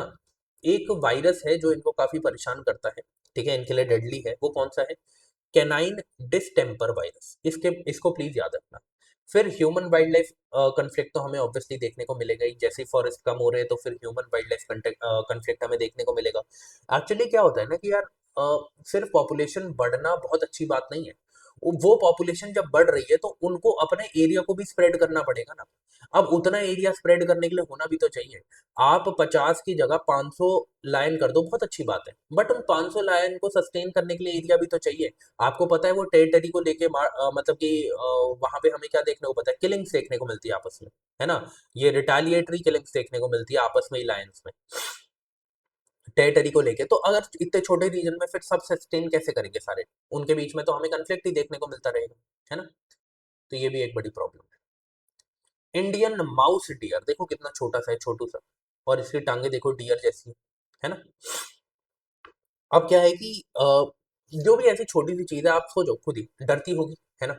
तो कैसी है, एक तो स्मॉल है, शाय है, डरती है ना, थोड़ा सा खौफ खाती है, तो नॉक्चुरली होगी ऑब्वियसली। ठीक है, आपको पता है छोटी स्पीशीज जो होती है मेनली रात को निकलती है अपना खाना खाने के लिए, ताकि वो किसी का खाना खुद ना बन जाए, है ना। हर्बीवोरस एनिमल है, इसको लिविंग फॉसिल भी बोलते हैं, लिविंग फॉसिल भी बोलते हैं। ठीक है, इस चीज को याद रखना। साथ ही साथ इनमें एंटलर्स नहीं देखने को मिलते। एंटलर्स का मतलब होता है जैसे डियर के सींग देखने को मिलते हैं ना आपको, वो नहीं देखने को मिलते इसमें। ठीक है, बट इनके पास जो मेल्स जो होते हैं उनके ऐसे टस्क होते हैं। ठीक है, जैसे उसके होते हैं, क्या कहते हैं उसे, एलिफेंट के होते हैं, वैसे ही इनका आपको टस्क लाइक अपर कैनाइन देखने को मिलेगा। ठीक है, किस लिए होते हैं? ऑब्वियसली अपने टेरिटोरियल डिफेंस करने के लिए, मेटिंग के लिए, उन सारी चीजों के लिए होता है ना। इनका आपको साइज देखने को मिलेगा वेरी स्मॉल, शोल्डर तक जो इनकी हाइट है वो 25 से 30 सेंटीमीटर ही है। डार्क ब्राउन कलर के होते हैं, व्हाइट स्पॉट्स आपको देखने को मिलेंगे जैसे आपको इमेज में देखने को मिल रहे हैं। वेट इनका 2 से 4 kg होता है बस। ठीक है, अकेले रहना पसंद करते हैं, सॉलिटरी में रहते हैं, हाईली नॉक्चुरल हैं, एल्यूसिव हैं। ठीक है, ट्रॉपिकल एंड सब ट्रॉपिकल फॉरेस्ट में आपको ये देखने को मिलेंगे। ठीक है, कहाँ कहाँ पे देखने को मिलते हैं आपको? ये इंडिया में देखने को मिलेंगे, पूरे पूरे इंडिया में, बट हिमालयाज में नहीं देखने को मिलेंगे, एक्सेप्ट हिमालयाज। IUCN स्टेटस कैसे है? Least concern. ठीक है, याद रखना हर्बीवोरस है। ठीक है, आगे बढ़ते हैं। रिसेंटली क्या हुआ है, फिर से वही पेयरिंग में क्वेश्चन पूछा जा सकता है कि तुंगरेश्वर वाइल्ड लाइफ सेंचुरी कहाँ है? महाराष्ट्र। कांगेर घाटी नेशनल पार्क कहाँ पे है? छत्तीसगढ़। यहाँ पर इनको रिसेंटली स्पॉट किया गया, इस वजह से न्यूज में था। ठीक है, आगे बढ़ते हैं। Okay, revised action plan on glander. ये ग्लैंडर क्या है? ग्लैंडर एक्चुअल में एक इन्फेक्शियस डिजीज है। ठीक है, किससे होता है? बुरखोल देरई मैली। ठीक है, ये ग्लैंडर क्या है? एक डिजीज है जो कि किसकी वजह से होता है? इस हार्ड प्रोनाउंसिएशन की वजह से। ठीक है, बुर्क बुरखोल दे रही मैली की वजह से, ठीक है। किसको होता है? जो हॉर्सेज होते हैं, डंकीज होते हैं, म्यूल्स होते हैं, मेनली क्या बोलते हो आप इनको एक साथ अगर वर्ड यूज करें? एक्वाइंस, ठीक है। ठीक है, तो इसको प्लीज याद रखना, अगर ये वर्ड आ जाए कि ये एक्वाइंस क्या है, तो कंफ्यूज मत हो ना, याद रखना। हॉर्सेज हो गए, डंकीज हो गए, म्यूल्स हो गए, इनको साथ में आप एक्वाइंस बोलते हो, ठीक है। तो इनको जो ये डिजीज होता है, इन्फेक्शियस डिजीज होता है, इससे बचाने के लिए एक नेशनल एक्शन प्लान लाया गया है। इसमें बोला गया है कि जो इन्फेक्टेड जोन है उसको हम और ज्यादा कर्व करेंगे, कम करेंगे, 5 किलोमीटर से 2 किलोमीटर में शिफ्ट कर दिया गया है। नेशनल एक्शन प्लान है, रिवाइज्ड है, तो पूछा जा सकता है, ठीक है। सर्वेलेंस एरिया को क्या कर दिया है? और ज्यादा कम कर दिया है, 2 से लेके 10 किलोमीटर कर दिया है, पहले 5 से 25 था। कौन इस पर काम करता है? Department of animal husbandry and dairying, ठीक है, दाहत जिसे बोलते हैं, ओके। अब क्या इसको ऑब्जेक्टिव है नेशनल एक्शन प्लान का कि ये जो ग्लैंडर, ये जो डिजीज है, इन्फेक्शियस डिजीज है, इसको खत्म करना है, ठीक है। बिकॉज एक्वाइंस के लिए ये फेटल होता है, ठीक है, एक जूनोटिक डिजीज है, ठीक है। और क्या इंपॉर्टेंट है? और इतना कुछ भी इंपॉर्टेंट नहीं है, ठीक है। बस आगे बढ़ते हैं। हाँ जी। अब देखिए जरा, ये एशियन जायंट टॉर्टोइज के बारे में हम पढ़ेंगे, ठीक है। क्या हुआ है रिसेंटली? जो नागालैंड फॉरेस्ट डिपार्टमेंट है और टर्टल सर्वाइवल अलायंस है, ठीक है, इन्होंने 10 captive breed Asian giant tortoise को ज़ेलियांग कम्युनिटी रिजर्व में जिसे हम कहते हैं कि छोड़ा है, ठीक है। तो अब क्या है कि ये अब हो जाता है कि ये ज़िलियांग कम्युनिटी रिजर्व है कहाँ पे? तो आपको याद रखना है, नागालैंड में है। अब यहाँ पर जो कैपिटिव ब्रीडिंग करी जाएगी, मतलब कि यहाँ पर जो कैपिटिव ब्रीडिंग करी जा रही थी, अब इनको वापस ओपन में छोड़ दिया गया। किसको? एशियन जायंट टॉर्टोइज को। अब क्या है कि ये इंडिया का फर्स्ट मॉनिटर्ड रीवाइल्डिंग प्रोजेक्ट है, इनिशिएटिव है, तो इस वजह से हमें पढ़ना है। तो क्या है, ये एक ऐसा इनिशिएटिव है जो इंडिया का पहला मॉनिटर्ड, याद रखना, मॉनिटर्ड रीवाइल्डिंग है। कि आपने क्या किया? पहले उन्हें कैपिटिव रखा, ठीक है, उनको वहां पर नरिश किया, एंड अब आप उसे वापस वाइल्ड में छोड़ रहे हैं। तो इंडिया का ये पहला ऐसा मॉनिटर्ड रीवाइल्डिंग इनिशिएटिव है, इस वजह से हम इसे पढ़ रहे हैं, क्योंकि इंडिया का पहला है, और कोई रीजन नहीं है, ठीक है। आपको याद रखना है, ये जो एशियन जायंट टॉर्टोइज है, ये एशिया का लार्जेस्ट टॉर्टोइज है, ठीक है। ये क्रिटिकली एंडेंजर्ड है आईयूसीएन के रेड लिस्ट में, ठीक है। एवरग्रीन एंड बैम्बू फॉरेस्ट में आपको ये देखने को मिलेगा, इंडिया में, बांग्लादेश में, म्यांमार में, थाईलैंड में, मलेशिया में, इंडोनेशिया में, ठीक है। इसको small elephant of the forest के नाम से भी जाना जाता है। किसके नाम से? Small elephant of the forest के नाम से भी जाना जाता है। ये बहुत सारे टॉर्टोइज वैसे ऐसे हैं, बट ये भी उनमें से है जो कि अपने नेस्ट को ग्राउंड से ऊपर बनाते हैं, ऊंचाई पे बनाते हैं, ठीक है। इनको हंट किया जाता है इनके मीट के लिए, पेट बनाने के लिए, हैबिटेट डिस्ट्रक्शन इनकी देखने को मिल रही है, इस वजह से इनकी जो लाइफ है उस पर थ्रेट है। प्लस स्लो रिप्रोडक्टिव रेट्स हैं इनके, ठीक है। प्लस ये याद रखना बस, साइड जो है ये जी लियांग कम्युनिटी रिजर्व कहाँ पे है? नागालैंड में, ठीक है। आगे बढ़ते हैं। की पार्टनर्स कौन है जो इस पे काम कर रहे हैं? हमने अभी देखा, नागालैंड का forest department, turtle survival alliance, wild life conservation society, ठीक है। और इसमें कुछ जानने के लिए नहीं है इतना, आगे बढ़ते हैं। ओके, अब एक तो हमने वो पीछे अभी देखा कि department of agriculture husbandry and dairying का एक प्रोजेक्ट था। अब एक और चीज है कि यही दाहत जो है, इन्होंने रिलीज किया है इंडिया की पहली national guideline for veterinary blood transfusion. कि कैसे, जैसे आपको पता है ना कि ह्यूमंस भी करते हैं कि ब्लड बैंक होता है ह्यूमंस का भी, है ना, वैसे ही एनिमल्स के लिए भी, वेटनरी जो है उनके लिए भी क्या होना चाहिए? एक ब्लड बैंक होना चाहिए, इसकी यहाँ पे बात करी गई, ओके। तो यही बोला गया है, एक standardise, safe, ethical blood banking protocols होने चाहिए लाइफ स्टॉक के लिए, है ना। अब देखो क्या बोला गया इसमें कि सबसे पहले तो आपको क्या करना है? मैंडेटरी ब्लड टाइपिंग करनी है, मैंडेटरी टेस्टिंग होनी चाहिए एनिमल की कि इनका ब्लड टाइप क्या है, ठीक है। साथ ही साथ क्या है कि डोनर का सिलेक्शन जो है वो स्पेसिफिक गाइडलाइंस के तहत ही होना चाहिए, ठीक है। डोनर के राइट्स क्या हैं? कि वॉलेंटरी डोनेशन करनी है, मैंडेटरी डोनेशन नहीं है। तो मैंडेटरी और वॉलेंटरी में कंफ्यूज मत होना, ठीक है। प्लस इसमें यह बोला गया है कि state regulated biosafety compliant veterinary blood banks बनाने हैं। कैसे? स्टेट रेगुलेटेड, सेंटर काम नहीं करेगा, कौन काम करेगा? स्टेट काम करेगी। तो स्टेट रेगुलेटेड और बायोसेफ्टी कंप्लायंट कि मतलब जो बायोसेफ्टी कंप्लायंस रूल्स है उनके साथ इनको कंप्लायंट भी होना पड़ेगा इन वेटनरी ब्लड बैंक्स को, ठीक है। तो ये चीज आपको याद रखनी है, इससे ज्यादा कुछ भी इंपॉर्टेंट नहीं है। आगे बढ़ते हैं। सनफ्लावर सी स्टार, ठीक है। इसका जो क्या यूज है, प्लीज इसे याद रखना, और कहाँ पे मिलता है, ये क्वेश्चन पूछा जा सकता है। अभी क्या हुआ है कि ये जो सनफ्लावर सी स्टार है, इस तरीके का ये आपको देखने को मिलता है। ये बहुत बड़ा है, क्रिटिकली एंडेंजर्ड प्रीडेटर है। कहां पर आपको देखने को मिलेगा? मेनली पैसिफिक कोस्ट में और north Pacific coast of north America में, ठीक है। ये एक इकोलॉजिकल रोल प्ले करता है बाय ईटिंग सी अर्चिन्स। ये मुझे पता है, अगर ये आया तो ये चीज आपसे पूछी जाएगी कि ये क्या है। ये किसका प्रेडेटर है? ये सी अर्चिन्स का प्रेडेटर है, जो कि अगर ये सी अर्चिन्स ज्यादा हो जाए तो जो केल्प फॉरेस्ट है उसकी बायोडाइवर्सिटी को ये खराब कर सकते हैं। तो ये जो सन फ्लावर सी स्टार है, ये इन सी अर्चिन्स को कंज्यूम करते हैं और केल्प फॉरेस्ट इस वजह से बचा रहता है, ठीक है। ये चीज आपको पता होनी चाहिए। ऊपर हमने बात कर ली कि दे आर क्रिटिकली एंडेंजर्ड, कहाँ देखने को मिलेंगे आपको? ये Pacific coast of north America में, ठीक है, पर्टिकुलरली केल्प फॉरेस्ट में एंड रॉकी रीफ्स में, ठीक है। और क्या है? दे आर एपेक्स प्रेडेटर, किसके प्रेडेटर है? एपेक्स प्रेडेटर सी अर्चिन्स के, ठीक है। अभी क्या हुआ रिसेंटली, यहाँ पर हमें मास मोर्टेलिटी देखने को मिली, मास मोर्टेलिटी देखने को मिली सी वेस्टिंग सिंड्रोम की वजह से। ये जो सनफ्लावर सी स्टार हैं, इनको एक सिंड्रोम जो है वो काफी परेशान करता है, जो इनकी डेथ का बहुत बड़ा रीजन है। उसका नाम क्या है? सी स्टार वेस्टिंग सिंड्रोम, ठीक है। तो इसकी वजह से हमें इस रीजन में मास मोर्टेलिटी देखने को मिली इन सनफ्लावर सी स्टार्स की। तो इस वजह से हम इस चीज को पढ़ रहे हैं, ठीक है। आगे बढ़ते हैं। ओके, थोड़ा सा एग्रीकल्चर का पार्ट भी मैंने कवर किया। मैंने आपको जैसे बताया था कि मैं क्या करता हूँ, मैं एग्रीकल्चर को भी कवर कर देता हूँ, है ना, मैंने आपको ये बताया था। तो जो भी इंपॉर्टेंट चीजें एग्रीकल्चर की भी होगी ना, मैं इसी इन्वायरमेंट वाले सेक्शन में ही पूरा करवा दूंगा उसे, है ना। तो अभी रिसेंटली क्या हुआ है कि ये देखा गया है कि जो लद्दाख है, वो इंडिया की जितनी भी एप्रिकॉट की प्रोडक्शन होती है उसकी 62% प्रोडक्शन करता है। मतलब सबसे ज्यादा कहाँ से देखने को मिल रही है एप्रिकॉट की प्रोडक्शन? लद्दाख से। क्या होता है? एप्रिकॉट एक फ्रूट होता है ना, आपने ये देखा होगा, इस टाइप का फ्रूट होता है ना, इस टाइप का फ्रूट होता है।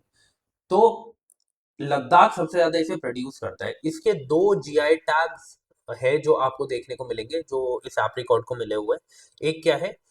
अ, रक्त रक्त से कार्पो एंड प्रीमियम हलमन वेराइटी, है ना। क्या है ये? कहाँ पे आपको देखने को मिलेगा? फिर वही बात है, लद्दाख लार्जेस्ट प्रोड्यूसर है, पर अगर लद्दाख के अंदर भी देखेंगे तो कारगिल जो है वो यहाँ पे मेजर प्रोड्यूसर, ठीक है। ड्राई टेम्परेट क्लाइमेट्स में आपको ये देखने को मिलेगा, हाई ऑल्टीट्यूड्स में आपको ये देखने को मिलेगा। Well drained alkaline and saline soil इसे चाहिए, वहां पे ये जिसे हम कहते हैं कि उग सकता है। अभी ना दो रीजन है इसको पढ़ने के। एक रीजन तो ये भी है कि ना, इसका हमें बहुत बड़े लेवल पर देखने को मिला कि इसको अब एक्सपोर्ट किया जा रहा है, इस वजह से भी ये न्यूज में था, ठीक है। तो इस वजह से हम इसे पढ़ रहे हैं।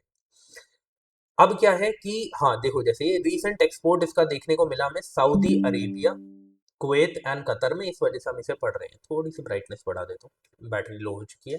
कोई बात नहीं, अभी हम क्लास पूरी कर लेंगे उसके बाद ही। आज रेस्ट नहीं लिया हमने, है ना, मुझे नींद नहीं लगी।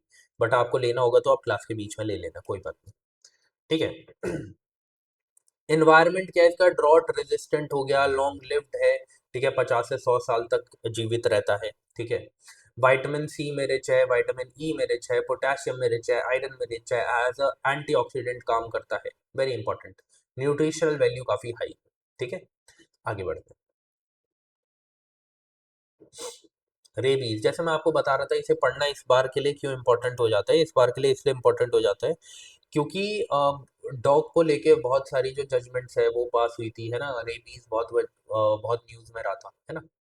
तो रेबीज क्या है एक्चुअल में? It is 100% fatal, but it is 100% preventable also. मतलब कि अगर कोई डॉग काट ले, देखो मैं आपके लिए बता देता हूँ, आप में से बहुत सारे लोगों को ये चीज़ें पता होगी, पर अगर किसी को नहीं पता तो मेरा ये काम है कि आप लोगों को बता देता हूँ कि देखो डॉग्स जो है एक ये समझ लो सोशल एनिमल है ना, they need humans to live, है ना। अब ऐसी गाइडलाइंस निकाल देना कि इनको कैपिटिव में रखो, ये करो वो करो, जब हमें पता है हमारा उतना इंफ्रास्ट्रक्चर हमारे पास नहीं है, ठीक है। हम एक नॉर्मल बात करते हैं, ठीक है। तो बेटर क्या है कि एबीसी रूल्स को अच्छे से क्या किया जाए, लागू किया जाए। एबीसी रूल्स में क्या किया जाता है कि जो भी डॉग्स हैं उनको कैच किया जाए, है ना। क्योंकि प्रॉब्लम दो ही है। एक प्रॉब्लम क्या है, एक प्रॉब्लम है कि रेबीज फैल रहा है, दूसरी प्रॉब्लम यह है कि इनकी जो पॉपुलेशन है बहुत जल्दी और बहुत बड़े लेवल पर क्या है राइज कर रही है। ये दो प्रॉब्लम है। इन दो प्रॉब्लम को बहुत इजीली सॉल्व किया जा सकता है अगर एबीसी रूल्स को हम क्या करें, अप्लाई करें। कैसे पॉपुलेशन कंट्रोल कैसे करोगे, डॉग्स को कैच किया जाए, ड्राइव चलाई जाए, पॉपुलेशन शिमला में ये काम किया गया था और शिमला में ये काम बहुत ही अच्छे से कर दिया गया है ना। कैच किया जाए, उसके बाद उन्हें न्यूटर किया जाए। न्यूटर का मतलब है कि आप समझ ही गए होंगे कि वो आगे रिप्रोड्यूस नहीं कर पाएंगे। उनको वैक्सीनेट किया जाए, उनको वैक्सीनेट किया जाए, रेबीज के इंजेक्शन लगाए जाए, और जहां पर भी वो उनका होम था, जिस भी एरिया में वो रहते थे, उन एरिया में उन्हें रहने दिया जाए। अब बहुत सारे लोग इसमें एक काउंटर आर्ग्यूमेंट देते हैं कि जिसको भी बहुत अच्छा लग रहा है अपने घर पे रख लो। इस बात को हमें समझना पड़ेगा कि our home is not their home, ठीक है। Our home is not their home. उनका होम जो है वो सराउंडिंग्स है। उनका होम जो है वो आसपास की आपकी गलियां हैं, आपका कंपाउंड है। उनका घर आपका एक घर नहीं है। आपके घर के अंदर एक कमरे में वो नहीं रह सकते, ठीक है। जो आप डॉग अपने घर पे, जिसके भी घर पे डॉग्स हैं, वो आप देखोगे उनका भी नेचर नहीं है घर के अंदर रहने वाला, बट फिर भी वो रहते हैं। इस वजह से आपको देखने को मिलता है बहुत सारे जो डॉग्स हैं, मेनली लैब्राडोर जो आपको देखने को मिलते हैं, उनको हेल्थ इश्यूज आते हैं। रीजन, वो खुले में रहने वाले जीव हैं। उनको आप अपने घर के अंदर, अगर आप उन्हें प्रॉपर एक्सरसाइज नहीं करवा रहे, तो फिर आप नहीं एक्सपेक्ट कर सकते कि वो आपके घर पे रहेंगे। जो भी डॉग्स आपको बाहर देखने को मिलते हैं, you will see they are fit. Why? Because वो उनका नेचर है, वो उनका एनवायरमेंट है, ठीक है। तो आप भी ये आर्ग्यूमेंट देकर लोगों को समझा सकते हैं, ठीक है। किसी से मतलब तू तड़ाक करने की तो जरूरत नहीं है, बट बहुत ही प्यार से समझा सकते हैं, है ना। अगर कोई समझदार होगा तो समझ जाएगा। अब इस एबीसी रूल्स के तहत ही ना एक बात है कि आपको क्या है कि आपको रीलोकेट नहीं करना डॉग्स को, कि आपने एक जगह से उठाया दूसरी जगह पे डाल दिया। इससे क्या है, एग्रेसिवनेस बढ़ती है डॉग्स के अंदर, ठीक है। जो डॉग्स है अगर अपनी टेरिटरी को छोड़ के किसी और की टेरिटरी में जाएगा, वहां पे जो डॉग्स है उनके साथ क्या है, उनके साथ क्लैशेस होंगे, और इस वजह से क्या है, स्ट्रेस के कारण डॉग बाइट्स और ज्यादा इंक्रीज होती है ना। तो अब जरा रेबीज पे आते हैं, है ना। जो मुझे समझाना था वो मैंने आपको समझा दिया। अब जरा रेबीज पे आते हैं। रेबीज एक्चुअल में 100% फेटल है, बिल्कुल। अगर प्रॉपर, अगर किसी को डॉग ने काट लिया है और वो वैक्सीनेशन ना करे, ठीक है, तो फिर बिल्कुल इट इज 100% फेटल, बिल्कुल डेथ होगी। But it is 100% preventable also. कैसे? सबसे पहले अगर किसी को भी डॉग काट लेता है, आपको मैं बता देता हूँ कि कुछ नहीं करना आपको। वाटर के नीचे, अगर मान लो कि लेग में काट लिए, तो वाटर के नीचे आपको लेग को रखना है, रनिंग वाटर के अंडर, ठीक है। आपको सोप से उस पूरे एरिया को साफ करना है, पूरे एरिया को साफ करना है। Then you have to move to hospital, वहां पे आपको वैक्सीनेशन करनी है, ठीक है। गवर्नमेंट हॉस्पिटल में जा सकते हो, वहां पे वैक्सीनेशन कर सकते हो, ठीक है। और फिर आपको कुछ भी नहीं होने वाला, ठीक है। अब क्या है कि ये एक्चुअल में रेबीज जो है ये कैसे मतलब कि आगे बढ़ता है। तो जो भी देखो, रेबीज सिर्फ डॉग से नहीं होता, माउसेस से भी होता है। तो इनका जो सलाइवा होता है, जो भी इन्फेक्टेड एनिमल है उनके सलाइवा के थ्रू क्या है, ये जो रेबीज है ये आगे जाता है, ये आगे बढ़ता है। वेक्टर की तरह कौन काम करता है, ये सलाइवा जो है इन्फेक्टेड एनिमल्स का, वो काम करता है, ठीक है। तो क्या करना है, इमीडिएट वुंड को वॉश करना है रनिंग वाटर के अंडर, ठीक है। उसके बाद क्या है कि वैक्सीनेशन करनी है, ओके। और कुछ इतना इंपॉर्टेंट नहीं है, बस इतना याद रखना है, जो एबीसी रूल्स है ये इसी से रिलेटेड है। एबीसी रूल्स जो है ये स्टैटिक का पोर्शन है, मैंने आपको समझा दिया कि एबीसी रूल्स क्या होते हैं, ठीक है। उसके बाद क्या है कि आपको ये जो वायरस है कौन सी फैमिली से देखने को मिलता है, लाइसा वायरस फैमिली से, ठीक है। ये डायरेक्टली सेंट्रल नर्वस सिस्टम को टारगेट करता है, इस चीज को याद रखना, ठीक है। आगे बढ़ते हैं। यार ये जो है ना ब्रेन ईटिंग अमीबा, नागलेरिया फॉवलेरी, ये एक्चुअल में बहुत टाइम से न्यूज़ है। मैं इसे 2020 से न्यूज़ में देख रहा हूँ, ठीक है। तो हो सकता है ये आपसे पूछ ले, ठीक है। तो इसको प्लीज याद रखना। कुछ चीजें जो इंपॉर्टेंट है, जहां वो आपको घुमाएंगे, वो मैं आपको बता देता हूँ वो क्या करेंगे। सबसे पहले आपको याद रखना है, ये ब्रेन ईटिंग अमीबा आपको देखने कहाँ को मिलेगा, कहाँ पे देखने को मिलेगा? सबसे पहले आपको ये उन एरियाज में देखने को मिलेगा, उन लेक्स में, रिवर में, हॉट स्प्रिंग्स में देखने को मिलेगा जहाँ पे वार्म वाटर होता है। ये कोल्ड वाटर में सस्टेन नहीं कर सकता, इस चीज को भी याद रखना है। ये जो ब्रेन ईटिंग अमीबा है, मेनली ये क्या किससे कॉज होता है? ठीक है, क्या कॉज करता है? ये पीएम कॉज करता है। ये बिल्कुल फेटल है, इससे बिल्कुल डेथ हो सकती है। ये डायरेक्टली क्या करता है? ये नोज के थ्रू आपके ब्रेन में जाता है, ठीक है, इन्फेक्शन करता है ब्रेन में, और आपकी ब्रेन की फंक्शनिंग को बंद कर देता है। इस वजह से दिस इज फेटल। बट याद क्या रखना है, ये वार्म और फ्रेश वाटर में मिलेगा, सॉल्ट वाटर में, ब्रैकलिश में नहीं देखने को मिलेगा, सिर्फ और सिर्फ फ्रेश वाटर में। प्लस वो फ्रेश वाटर कैसा होना चाहिए? वार्म होना चाहिए। आपकी बॉडी में ड्रिंकिंग वाटर के थ्रू ऐसे नहीं जा सकता, सिर्फ और सिर्फ नोज के थ्रू जा सकता है, क्योंकि इसका डायरेक्ट टारगेट होता है ब्रेन, और ब्रेन में ये डायरेक्टली नोज के थ्रू ही जा सकता है। तो अगर आप कोई ऐसा पानी भी पी लेते हो, ठीक है, जहां पर ये ब्रेन ईटिंग अमीबा है, तो कुछ नहीं होने वाला, ठीक है। बट हाँ, नोज के थ्रू ही ये जाएगा, अगर नोज के थ्रू ये एंटर करता है तभी आपके लिए घातक हो सकता है, ठीक है। तो ये एक free living single celled amoeba है। It is not bacteria nor a virus, ठीक है। क्या है? अमीबा है। स्टैग्नेंट वाटर हो गया, सॉइल हो गया, विच इज वार्म, वहां पे ये आपको देखने को मिलेगा। ये आपके नेजल कैविटी के थ्रू आपकी बॉडी में जा सकता है, ठीक है। पर्सन टू पर्सन ट्रांसमिट नहीं हो सकता है, ठीक है। अगर आपने ये ऐसे वाटर को ड्रिंक कर लिया जिसमें ये अमीबा आपको देखने को मिलता है, तब भी आपको इन्फेक्शन नहीं होगा। ये चीज भी आपको याद रखनी है। It is extremely fatal. Kerala में इसके बहुत सारे केसेस देखने को मिले। पहली बार इंडिया के सॉरी, पहली बार इसका जो केस देखने को मिला था वो 1971 में देखने को मिला था, if I am not wrong, south America में, ठीक है। तो कोई भी इसका स्टैंडर्ड इफेक्टिव ट्रीटमेंट नहीं है, बट जैसे ड्रग्स, कुछ ड्रग्स हैं, एम्फोटेरिसिन बी एंड मिल्टेफोसाइन जो है, उसे यूज कर कर इसे ट्रीट करने की कोशिश करी गई है, ठीक है। आगे बढ़ते हैं। अब आपको पता है कि क्या करते हैं, मैं आपको हमेशा कुछ पॉइंटर्स देता हूँ, स्पीशीज एंड न्यूज से रिलेटेड ये पॉइंटर्स है जो आप पढ़ सकते हैं, ठीक है, आपको पीडीएफ में मिल जाएंगे। तो आज का सेशन जो था सिर्फ इतना ही था। अगर मैं फिर से वही बात बोलूंगा, एक बार मैं आपको ऊपर लेके चलता हूँ, कुछ इंपॉर्टेंट चीजें वो बता देता हूँ। अगर आप ये इन्वायरमेंट का, करंट अफेयर्स का कोर्स कर रहे हो, तो आई विल हाईली रिकमेंड कि आप इसको भी ज़रूर करिए। ये जो 389 रुपीज़ के अंडर मैं आपको मोस्ट इंपॉर्टेंट इन्वायरमेंट की सारी स्टैटिक की थीम और प्रीवियस ईयर क्वेश्चंस के एनालिसिस करवा रहा हूँ। आपका इन्वायरमेंट पूरा हो जाएगा, आपके इन्वायरमेंट का काम पूरा हो जाएगा, और आपको करना कुछ नहीं है, डेली बेसिस पे 1 घंटा देना है बस, ठीक है, और वो भी सिर्फ 15 दिन, ठीक है, और आपका काम पूरा हो जाएगा। आपकी करंट अफेयर्स भी पूरी हो जाएगी, और आपका इन्वायरमेंट का स्टैटिक पार्ट भी पूरा हो जाएगा, जो कि सबसे इंपॉर्टेंट है, ठीक है। फिर इसी में मैं आपके लिए, मैंने आपको बताई दिया, पॉलिटी की भी ऐसी इंपॉर्टेंट थीम्स लेके आऊंगा। तो यहाँ पर जो बच्चे मुझसे जुड़ेंगे उन्हें एक एक्स्ट्रा एज मिल जाएगा, बस यही बात है, ठीक है।